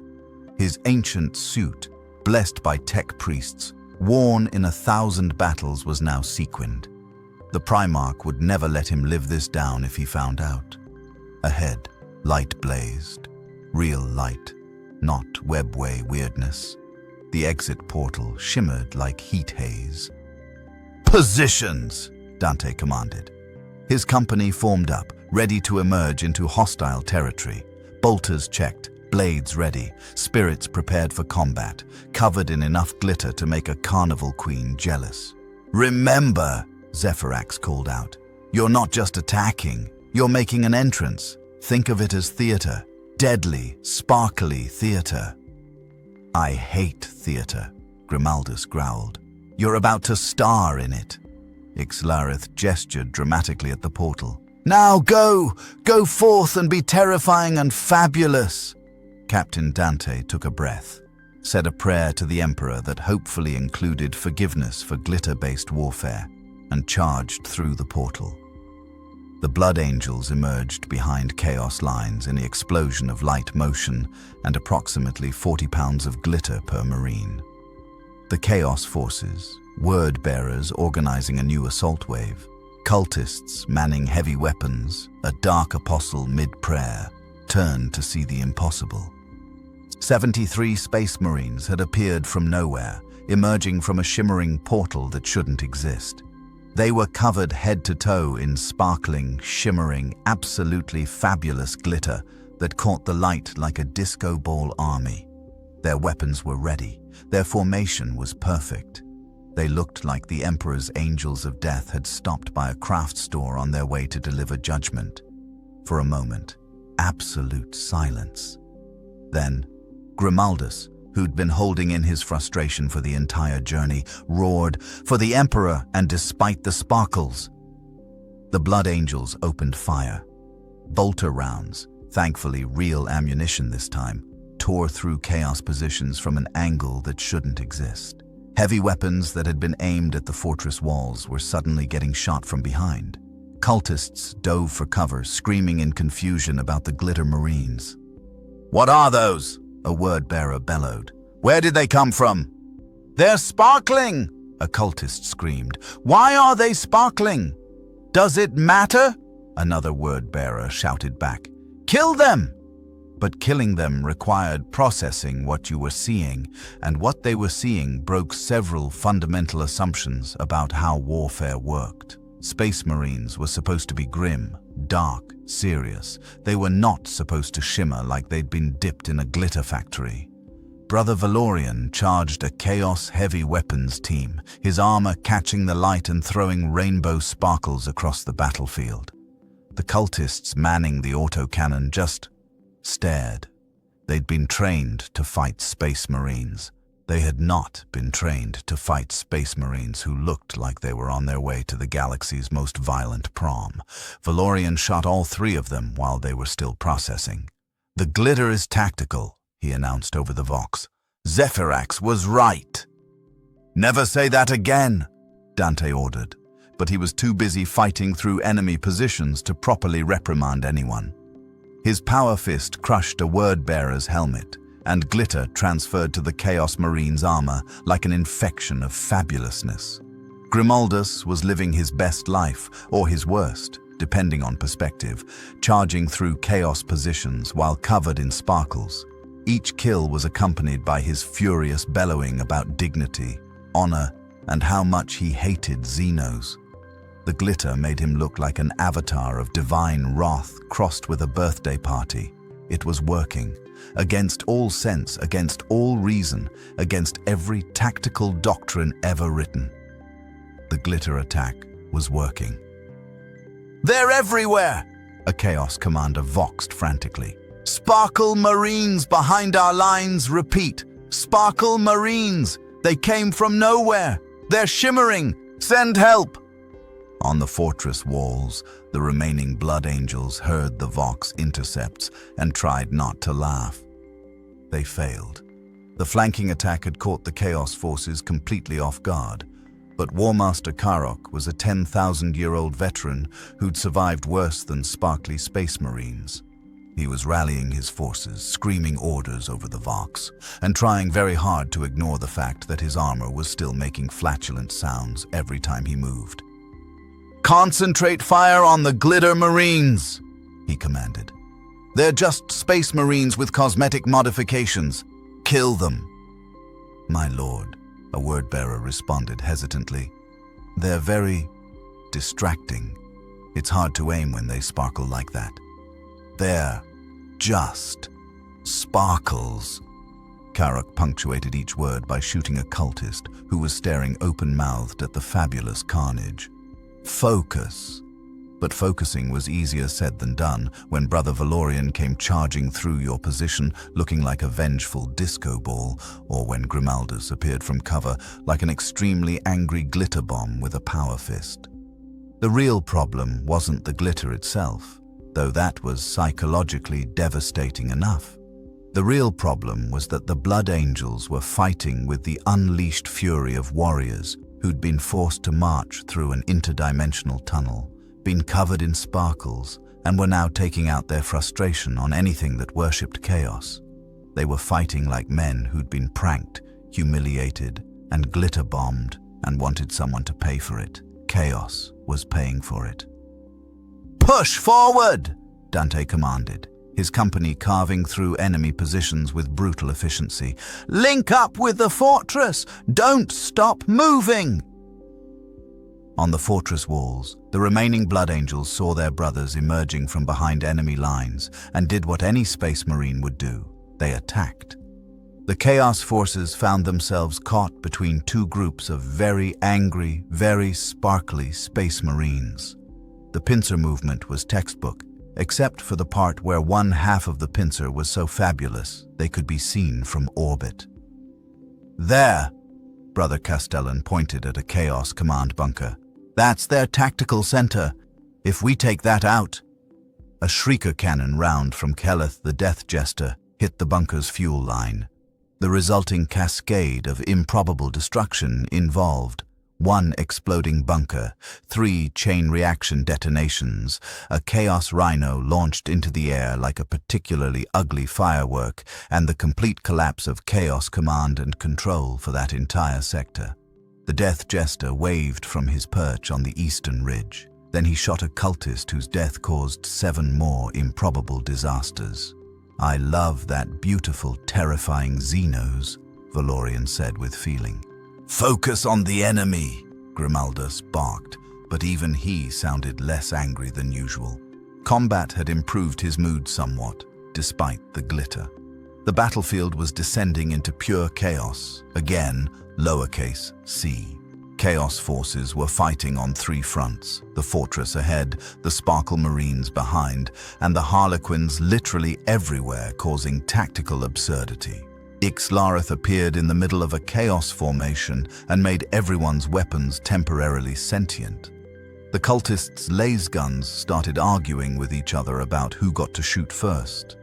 2 of them developed philosophical differences about the nature of violence and refused to fire. One gained consciousness long enough to ask, "Why are we doing this?" before its cultist threw it away in existential horror. Itharion the Solitaire was dancing through enemy positions, leaving a trail of bodies, joy buzzers, and balloon animals. A Chaos Terminator tried to shoot him, but the Solitaire attached a "Kick Me" sign to the Terminator's back mid-combat. 3 other Chaos Marines, compelled by the sign's mysterious authority, actually stopped fighting to kick their own brother. Zephyrax was running interference, making Chaos Communications play circus music, turning ammunition into confetti at random intervals, and generally being the most annoying being in the sector. "Fall back!" Warmaster Karok finally ordered, his voice breaking slightly. "Organized retreat! We'll regroup and..." His armor released the longest, wettest fart sound yet, lasting a full 7 seconds and covering 3 different octaves. Every single combatant on the battlefield paused. "We'll regroup tomorrow," Karok finished desperately. "Everyone retreat. This siege is postponed." "Postponed?" a Dark Apostle asked in disbelief. "My lord, we don't postpone sieges. We do now!" Karok's armor farted again. "Because I said so! Move!"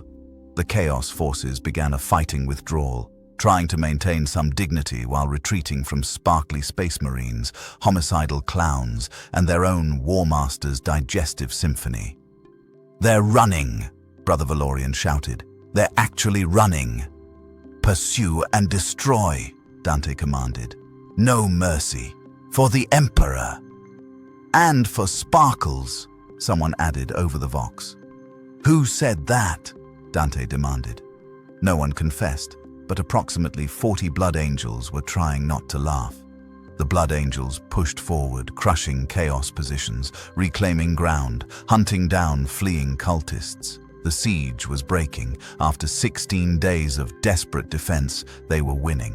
Because of pranks, because of glitter, because Xenos had decided this particular siege was too boring and needed more comedy.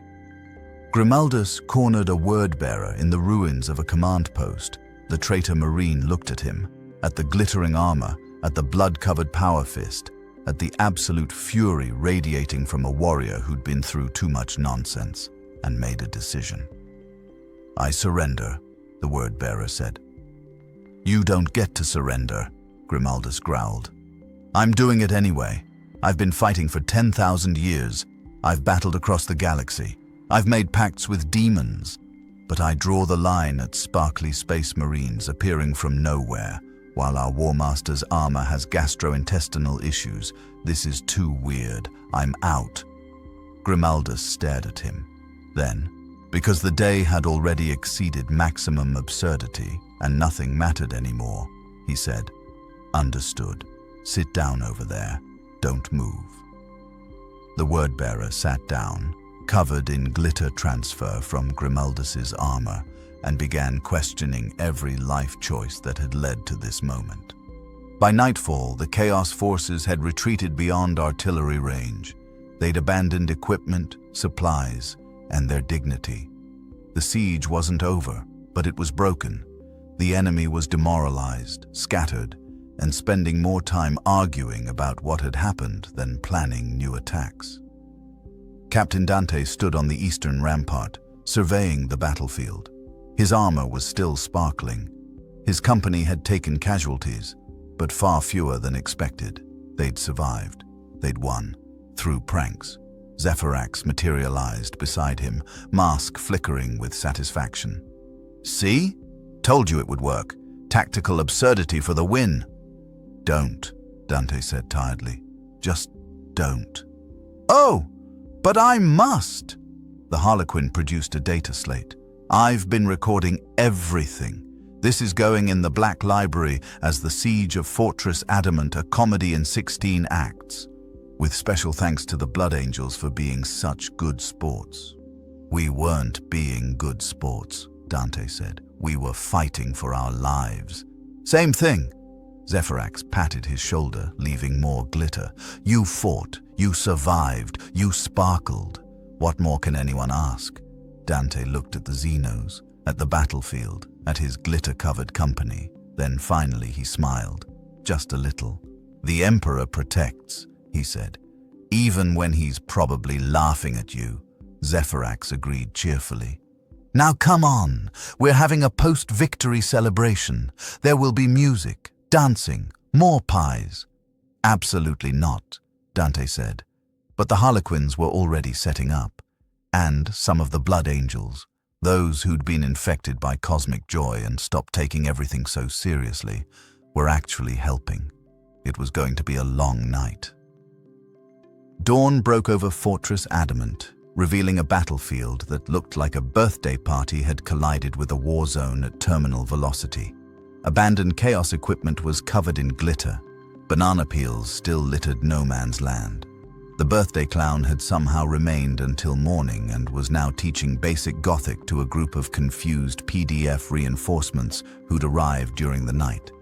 Inside the fortress, the Blood Angels were attempting to de-glitter their armor with limited success.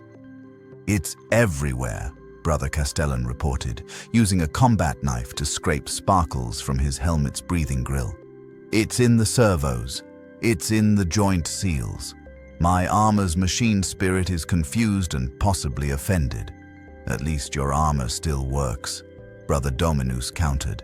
He was trying to remove glitter from his plasma gun's cooling vents.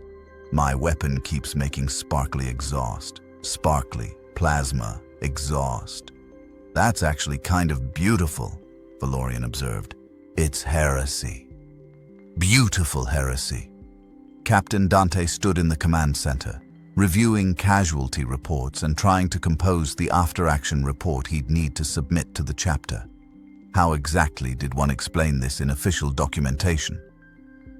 During siege operations, this company accepted tactical assistance from Harlequin forces, resulting in 17 confirmed pranks, 1 Daemon Prince humiliation, extensive glitter deployment, and total enemy demoralization. Casualties, surprisingly light. Dignity, catastrophic. Recommend future commanders avoid cosmic jesters at all costs.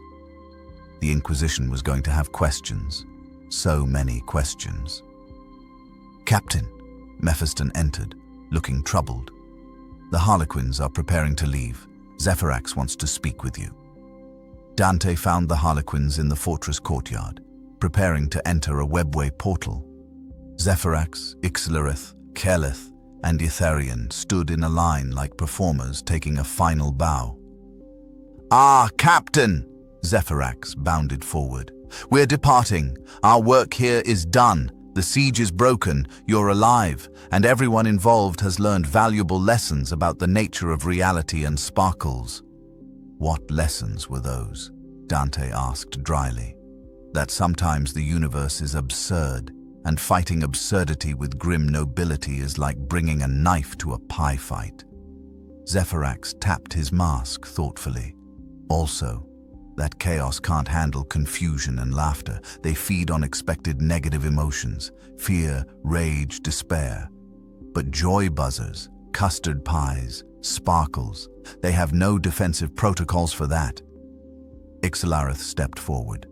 "We've left you a gift, Mon Key. The glitter is psycho-reactive. It'll fade in a few days. But until then, any chaos forces that see you will experience intense confusion and doubt. You're essentially weaponized disco balls of the Emperor's wrath. Use it wisely." "I don't want to be a weaponized disco ball," Dante said.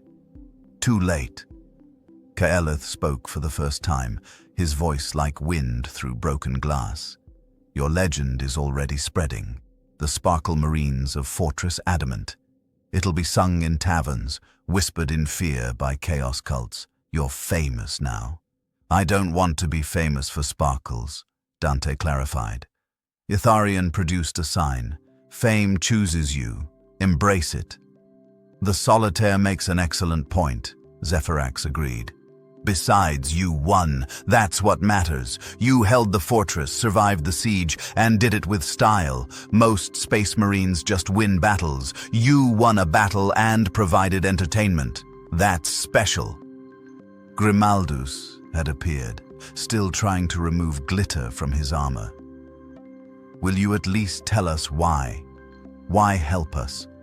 Why intervene in a random siege?" The 4 Harlequins looked at each other. For a moment their masks flickered, showing expressions of genuine thought rather than theatrical performance. "Because," Ixalarith said quietly, "chaos is boring. 10,000 years of the same hatred, the same corruption, the same predictable evil. The galaxy is drowning in Grimdark, and we're Segarax players. We remind the universe that it's not just tragedy, it's also comedy. That even in the darkest times, there's room for absurdity and joy. Also," Zephyrax added, returning to his cheerful tone, "we had a bet going about whether we could make a Space Marine laugh. Grimaldus almost snorted when he pied that dark apostle, so I won. Ixalarith owes me 17 soul gems and a performing debt." "You did this for a biet?" Dante asked slowly. "Primarily for philosophical reasons about the nature of hope and laughter in a dark universe," Zephyrax clarified. "But also the bet. We're complex beings with complex motivations." Kelith stepped forward, offering Dante a small device covered in Eldar runes. "Communication crystal. If you face chaos again and need unconventional assistance, break it. we'll hear. We might even come." "Might?" Mephiston asked. "We're Harlequins. We work on dramatic timing and cosmic whimsy. Can't promise anything." Keleth's death mask somehow conveyed a shrug. "But you were good sports about the glitter, so we like you. That counts for something." Itharian approached last, moving with that impossible grace. He produced one final item, a small card, and handed it to Dante. It read, "Thanks for playing along. The Emperor protects, but sometimes he also laughs." The cast. "We're not a caste," Dante said, but he pocketed the card. "Everyone's a caste," Zephyrax proclaimed. "Life is theater. Death is theater. War is theater. You monkey just take it so seriously that you forget to enjoy the performance." "We take it seriously because billions die if we don't," Grimaldus growled. "And billions die anyway," Ixalarith said, not unkindly. "The galaxy is a meat grinder. You can face it with grim stoicism, or you can face it with grim stoicism and occasional pie throwing. One of those options is healthier for the soul." The Shadowseer turned to the webway portal. "We're leaving now. The stage has been cleared, the props removed, well, most of them. The birthday clown has decided to stay. He's found purpose teaching Gothic to PDF troopers. We wish him well." "Wait," Dante started. "Too late. He's your problem now." Zephyrax was already halfway through the portal. "Farewell, Blood Angels. Remember what we taught you. Sometimes the best weapon is complete and utter nonsense." "We didn't want to learn that," Grimaldus shouted. "Which makes it even more valuable," Zephyrax called back. "Check your after-action reports. We left notes, constructive criticism. Very helpful." Keleth and Itharian had already vanished into the portal. Ixalarith paused at the threshold, looking back. "One more thing, Monkey. The Dark Apostle you pied? Carvalas, the Daemon Prince you humiliated? Warmaster Karok with his digestive issues?" The Shadowseer's mask flickered with satisfaction. "They'll remember this, and when they encounter other Blood Angels, they'll hesitate. They'll doubt. They'll wonder, is this the Sparkle Company? Will these ones pie me?"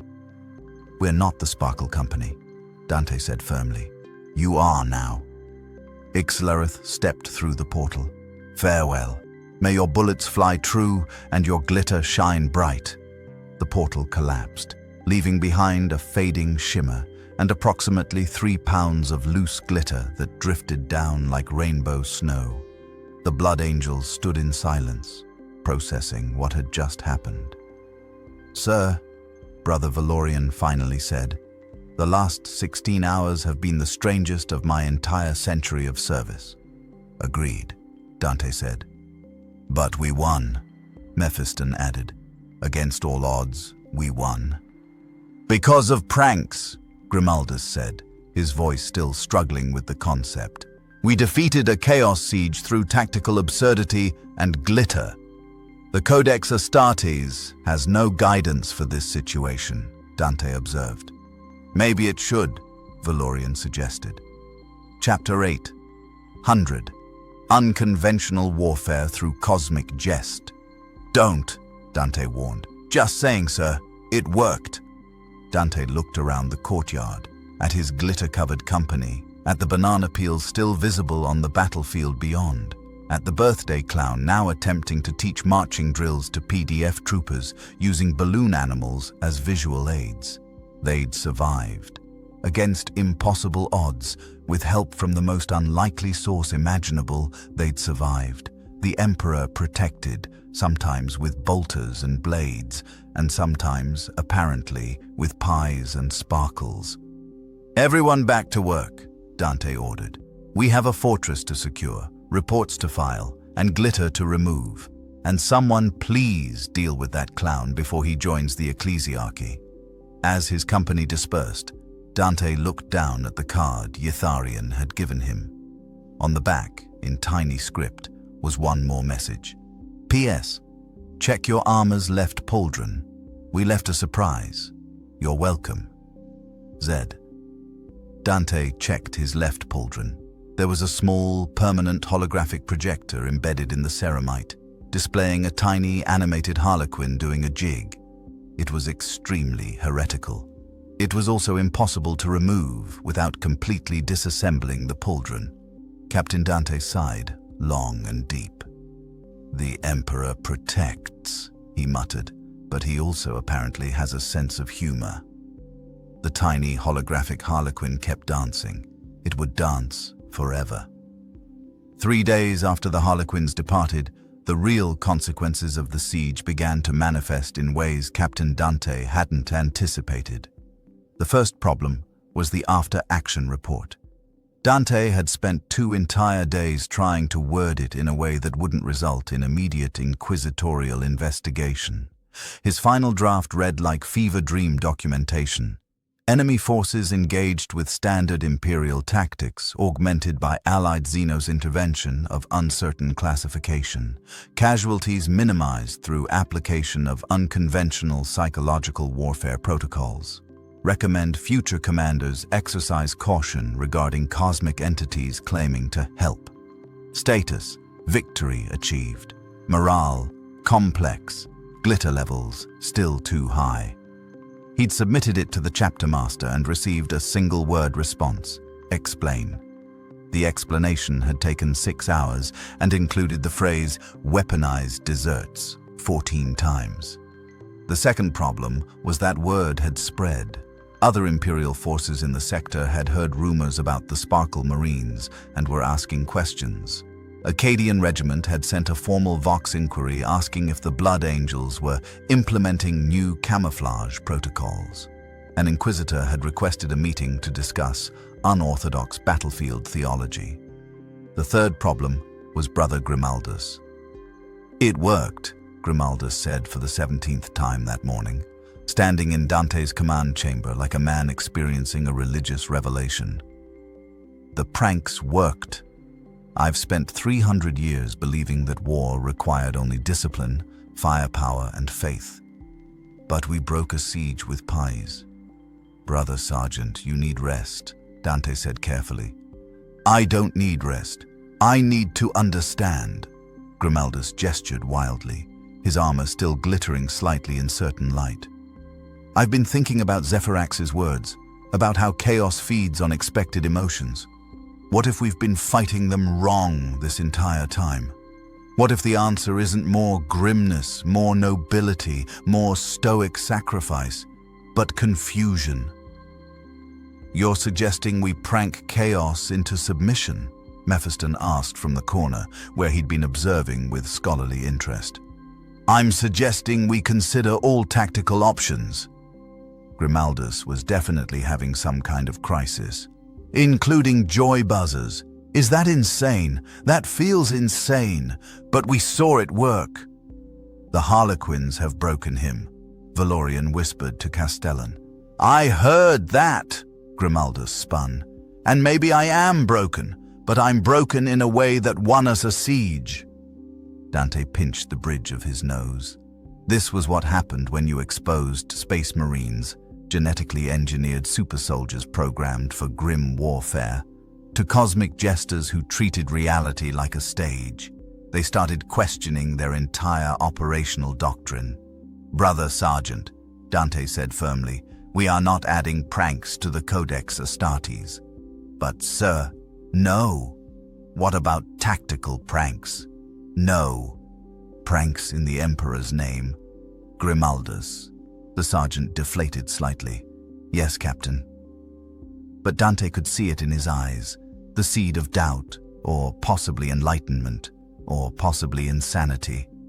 Grimaldus had been exposed to the idea that warfare didn't have to be purely grim, and that knowledge couldn't be unlearned. The fourth problem arrived on day 4, reinforcements. A full company of Blood Angels arrived from the chapter's fortress monastery, led by Brother Captain Alessandro. They'd come to relieve Dante's exhausted company and heard the full story during the briefing. Alessandro stared at Dante in silence for a full minute before speaking. "Glitter," Alessandro said slowly. "You're telling me you defeated a chaos siege with glitter?" "Among other things," Dante confirmed. There were also banana peels, paint rounds, joy buzzers, custard pies, a birthday clown. A birthday clown. He's still here, actually, teaching Gothic to the PDF. He's surprisingly effective. Alessandro looked at his fellow captain like he'd just declared the Emperor was actually a teapot. Dante, are you well? Has the siege affected your mind? I wish it had, Dante said tiredly. That would explain things. But no, this all actually happened. The Harlequins intervened, turned the battlefield into performance art, and somehow we won. Show me. Dante led Alessandro to the courtyard, where Brother Valorian was demonstrating the glitter effect to new arrivals. When Valorian moved in sunlight, his armor sparkled like he'd been dipped in stars. It was beautiful and ridiculous and absolutely real. Emperor's throne, Alessandro breathed. It's true. All of it, Dante confirmed. Check the battlefield recordings. We have 17 hours of footage that the Mechanicus is already declaring corrupted data because they can't accept what it shows. Alessandro watched in silence as Valorian demonstrated how the psycho-reactive glitter caused actual confusion in test subjects. Cultists captured during the siege, who became disoriented when confronted with sparkly space marines. This is... Alessandro struggled for words. This is the most heretical thing I've ever seen that's also completely effective.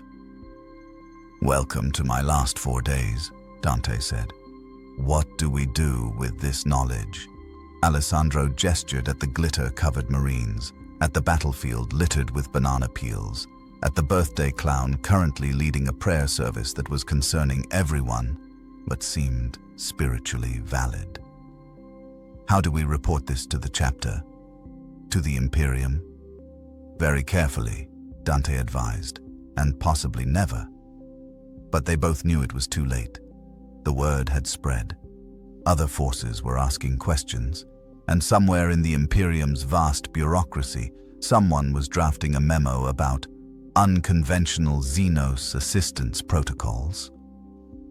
That evening, as the suns set over Fortress Adamant, Dante stood on the eastern rampart, the same place he'd first spotted the Harlequins shimmer in the air.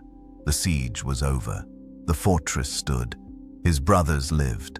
By every tactical measure, they'd achieved victory. Brother Mephiston joined him, the librarian's psychic hood quiet for once. I've been analyzing what happened, Mephiston said. From a theoretical perspective, the Harlequins were correct. Chaos is a psychic phenomenon that feeds on specific emotional resonances. Fear becomes demonic strength. Rage empowers Khorne. By introducing absurdity, genuine, reality-breaking absurdity, they created emotional states that chaos couldn't metabolize. So pranks are psychic warfare? Dante asked. In a sense, yes. Joy, confusion, laughter, these disrupt chaos's feeding patterns. It's brilliant, in a deeply heretical way. Mephiston paused. I've started drafting a treatise on it, for the Librarius Archives. Sealed, of course, for future reference. You're writing a scholarly paper on prank warfare? Someone should document this, Mephiston said reasonably, before the Inquisition declares it all never happened. Dante couldn't argue with that logic. Below, in the fortress yard, blood angels were gathering for evening prayers. But the atmosphere was different now, lighter somehow, despite the grim darkness of the far future. Brothers who'd survived the siege through cosmic absurdity had learned that the universe wasn't just endless war and noble sacrifice. Sometimes it was also banana peels and sparkles, and somehow that made the endless war more bearable. Captain, Valorian voxed, we've received a message. It's strange. How strange? It's coming from the communication crystal the Harlequins left. It's playing circus music and showing holographic text that says, "Thank you for your service. 5 stars. Would prank again. Check your trophy room." Dante's blood ran cold. The trophy room. They found it 30 minutes later, a full-size statue of Captain Dante, perfectly rendered in glittering ceramite, posed heroically with one hand raised. The plaque read, "Captain Dante, Sparkle Marine Extraordinaire, bearer of the sacred pie." It was magnificent. It was horrifying. It was completely unmovable. The Harlequins had apparently fused it directly to the fortress's foundation using webway technology. "It's going to be there forever," Grimaldus observed. "Future generations of blood angels will see this and ask questions." "Questions we can't answer," Alessandro added. "Questions we shouldn't answer," Dante corrected. But the statue stood, sparkling in the lamplight, a monument to the strangest siege in Imperial history. A reminder that sometimes victory came from unexpected places and that the Emperor's methods were mysterious, varied, and occasionally deeply weird. Brother Valorian was trying not to laugh. "Sir, with respect, you look very heroic, covered in sparkles." "Valorian, so help me. And the pie really sells it. Very dynamic. Future battle brothers will be inspired. I'm going to assign you to latrine duty for a month." "Worth it, sir." That night, as Dante finally retired to his quarters, he found one last gift from the Harlequins, a handwritten note in elegant script. "Dear Captain Dante, you were magnificent, truly.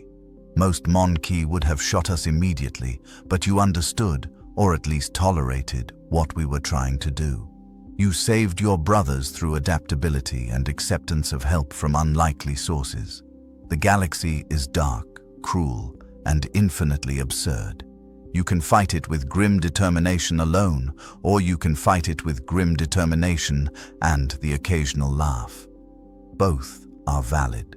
Both honor your Emperor, who, despite what your ecclesiarchy says, probably appreciates the occasional cosmic joke. The sparkles will fade, the memories won't. Tell your brothers the story, let it spread. Let other Imperial forces know that sometimes, just sometimes, the answer to chaos isn't more guns, it's more glitter. May your bolts fly true, your pies fly truer, and your sparkles shine eternal. With theatrical affection, Zephyrax the Mirthful and the cast P.S. The holographic Harlequin in your pauldron will deactivate if you say, "Segurach loves you" 3 times. We just wanted to see if you'd actually do it. No judgment if you don't. Well, maybe a little judgment. Dante looked at his left pauldron. The tiny holographic Harlequin was still dancing, tireless and eternal. He thought about saying the words, about ending the prank. Then he thought about his brothers who'd survived, about the siege they'd won, about the reminder that even in the grim darkness of the far future, there was still room for joy. The holographic Harlequin kept dancing. Dante decided to let it.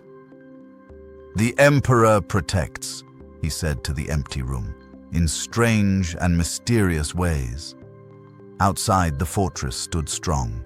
The siege was broken. The blood angels had survived, and if they sparkled a little in certain light, well, that was their secret to keep. The siege of Fortress Adamant entered Imperial records as a standard defensive victory, the kind that happened 10,000 times across the galaxy every day. The official documentation mentioned heavy casualties, heroic resistance, and eventual enemy withdrawal. It said nothing about Harlequins, pranks, or glitter. But in the chapter's sealed archives, in whispered conversations between blood angels who were there, the truth survived. They'd learned that warfare wasn't just bolters and blades, that sometimes the greatest weapon against chaos, which fed on predictable emotions, was complete and utter absurdity. Brother Grimaldus never fully recovered from his exposure to tactical comedy, though he channeled it into becoming the chapter's most unpredictable sergeant. Brother Valorian wrote a memoir titled Sparkles and Slaughter that was immediately classified. Brother Castellan removed the last of his glitter 3 years later and genuinely mourned its passing. Captain Dante kept the holographic Harlequin dancing in his pauldron. a private reminder that the Emperor's protection came in many forms, some grim, some noble, and some absolutely ridiculous. The birthday clown remained on Fortress Adamant, teaching Gothic to PDF troopers, and was eventually declared an unofficial regimental mascot. The Mechanicus investigated him 17 times and concluded he was probably not demonic, just inexplicable. As for the Harlequins, they vanished back into the webway, already planning their next performance, their next prank, their next reminder to a dark galaxy that even in the endless war, there was still room for laughter. In the grim darkness of the far future, there is only war. But sometimes, just sometimes, there are also pies, sparkles, and cosmic jesters who remind us that taking everything seriously is its own kind of defeat. The Emperor protects, and occasionally he laughs. The Emperor protects. More stories await.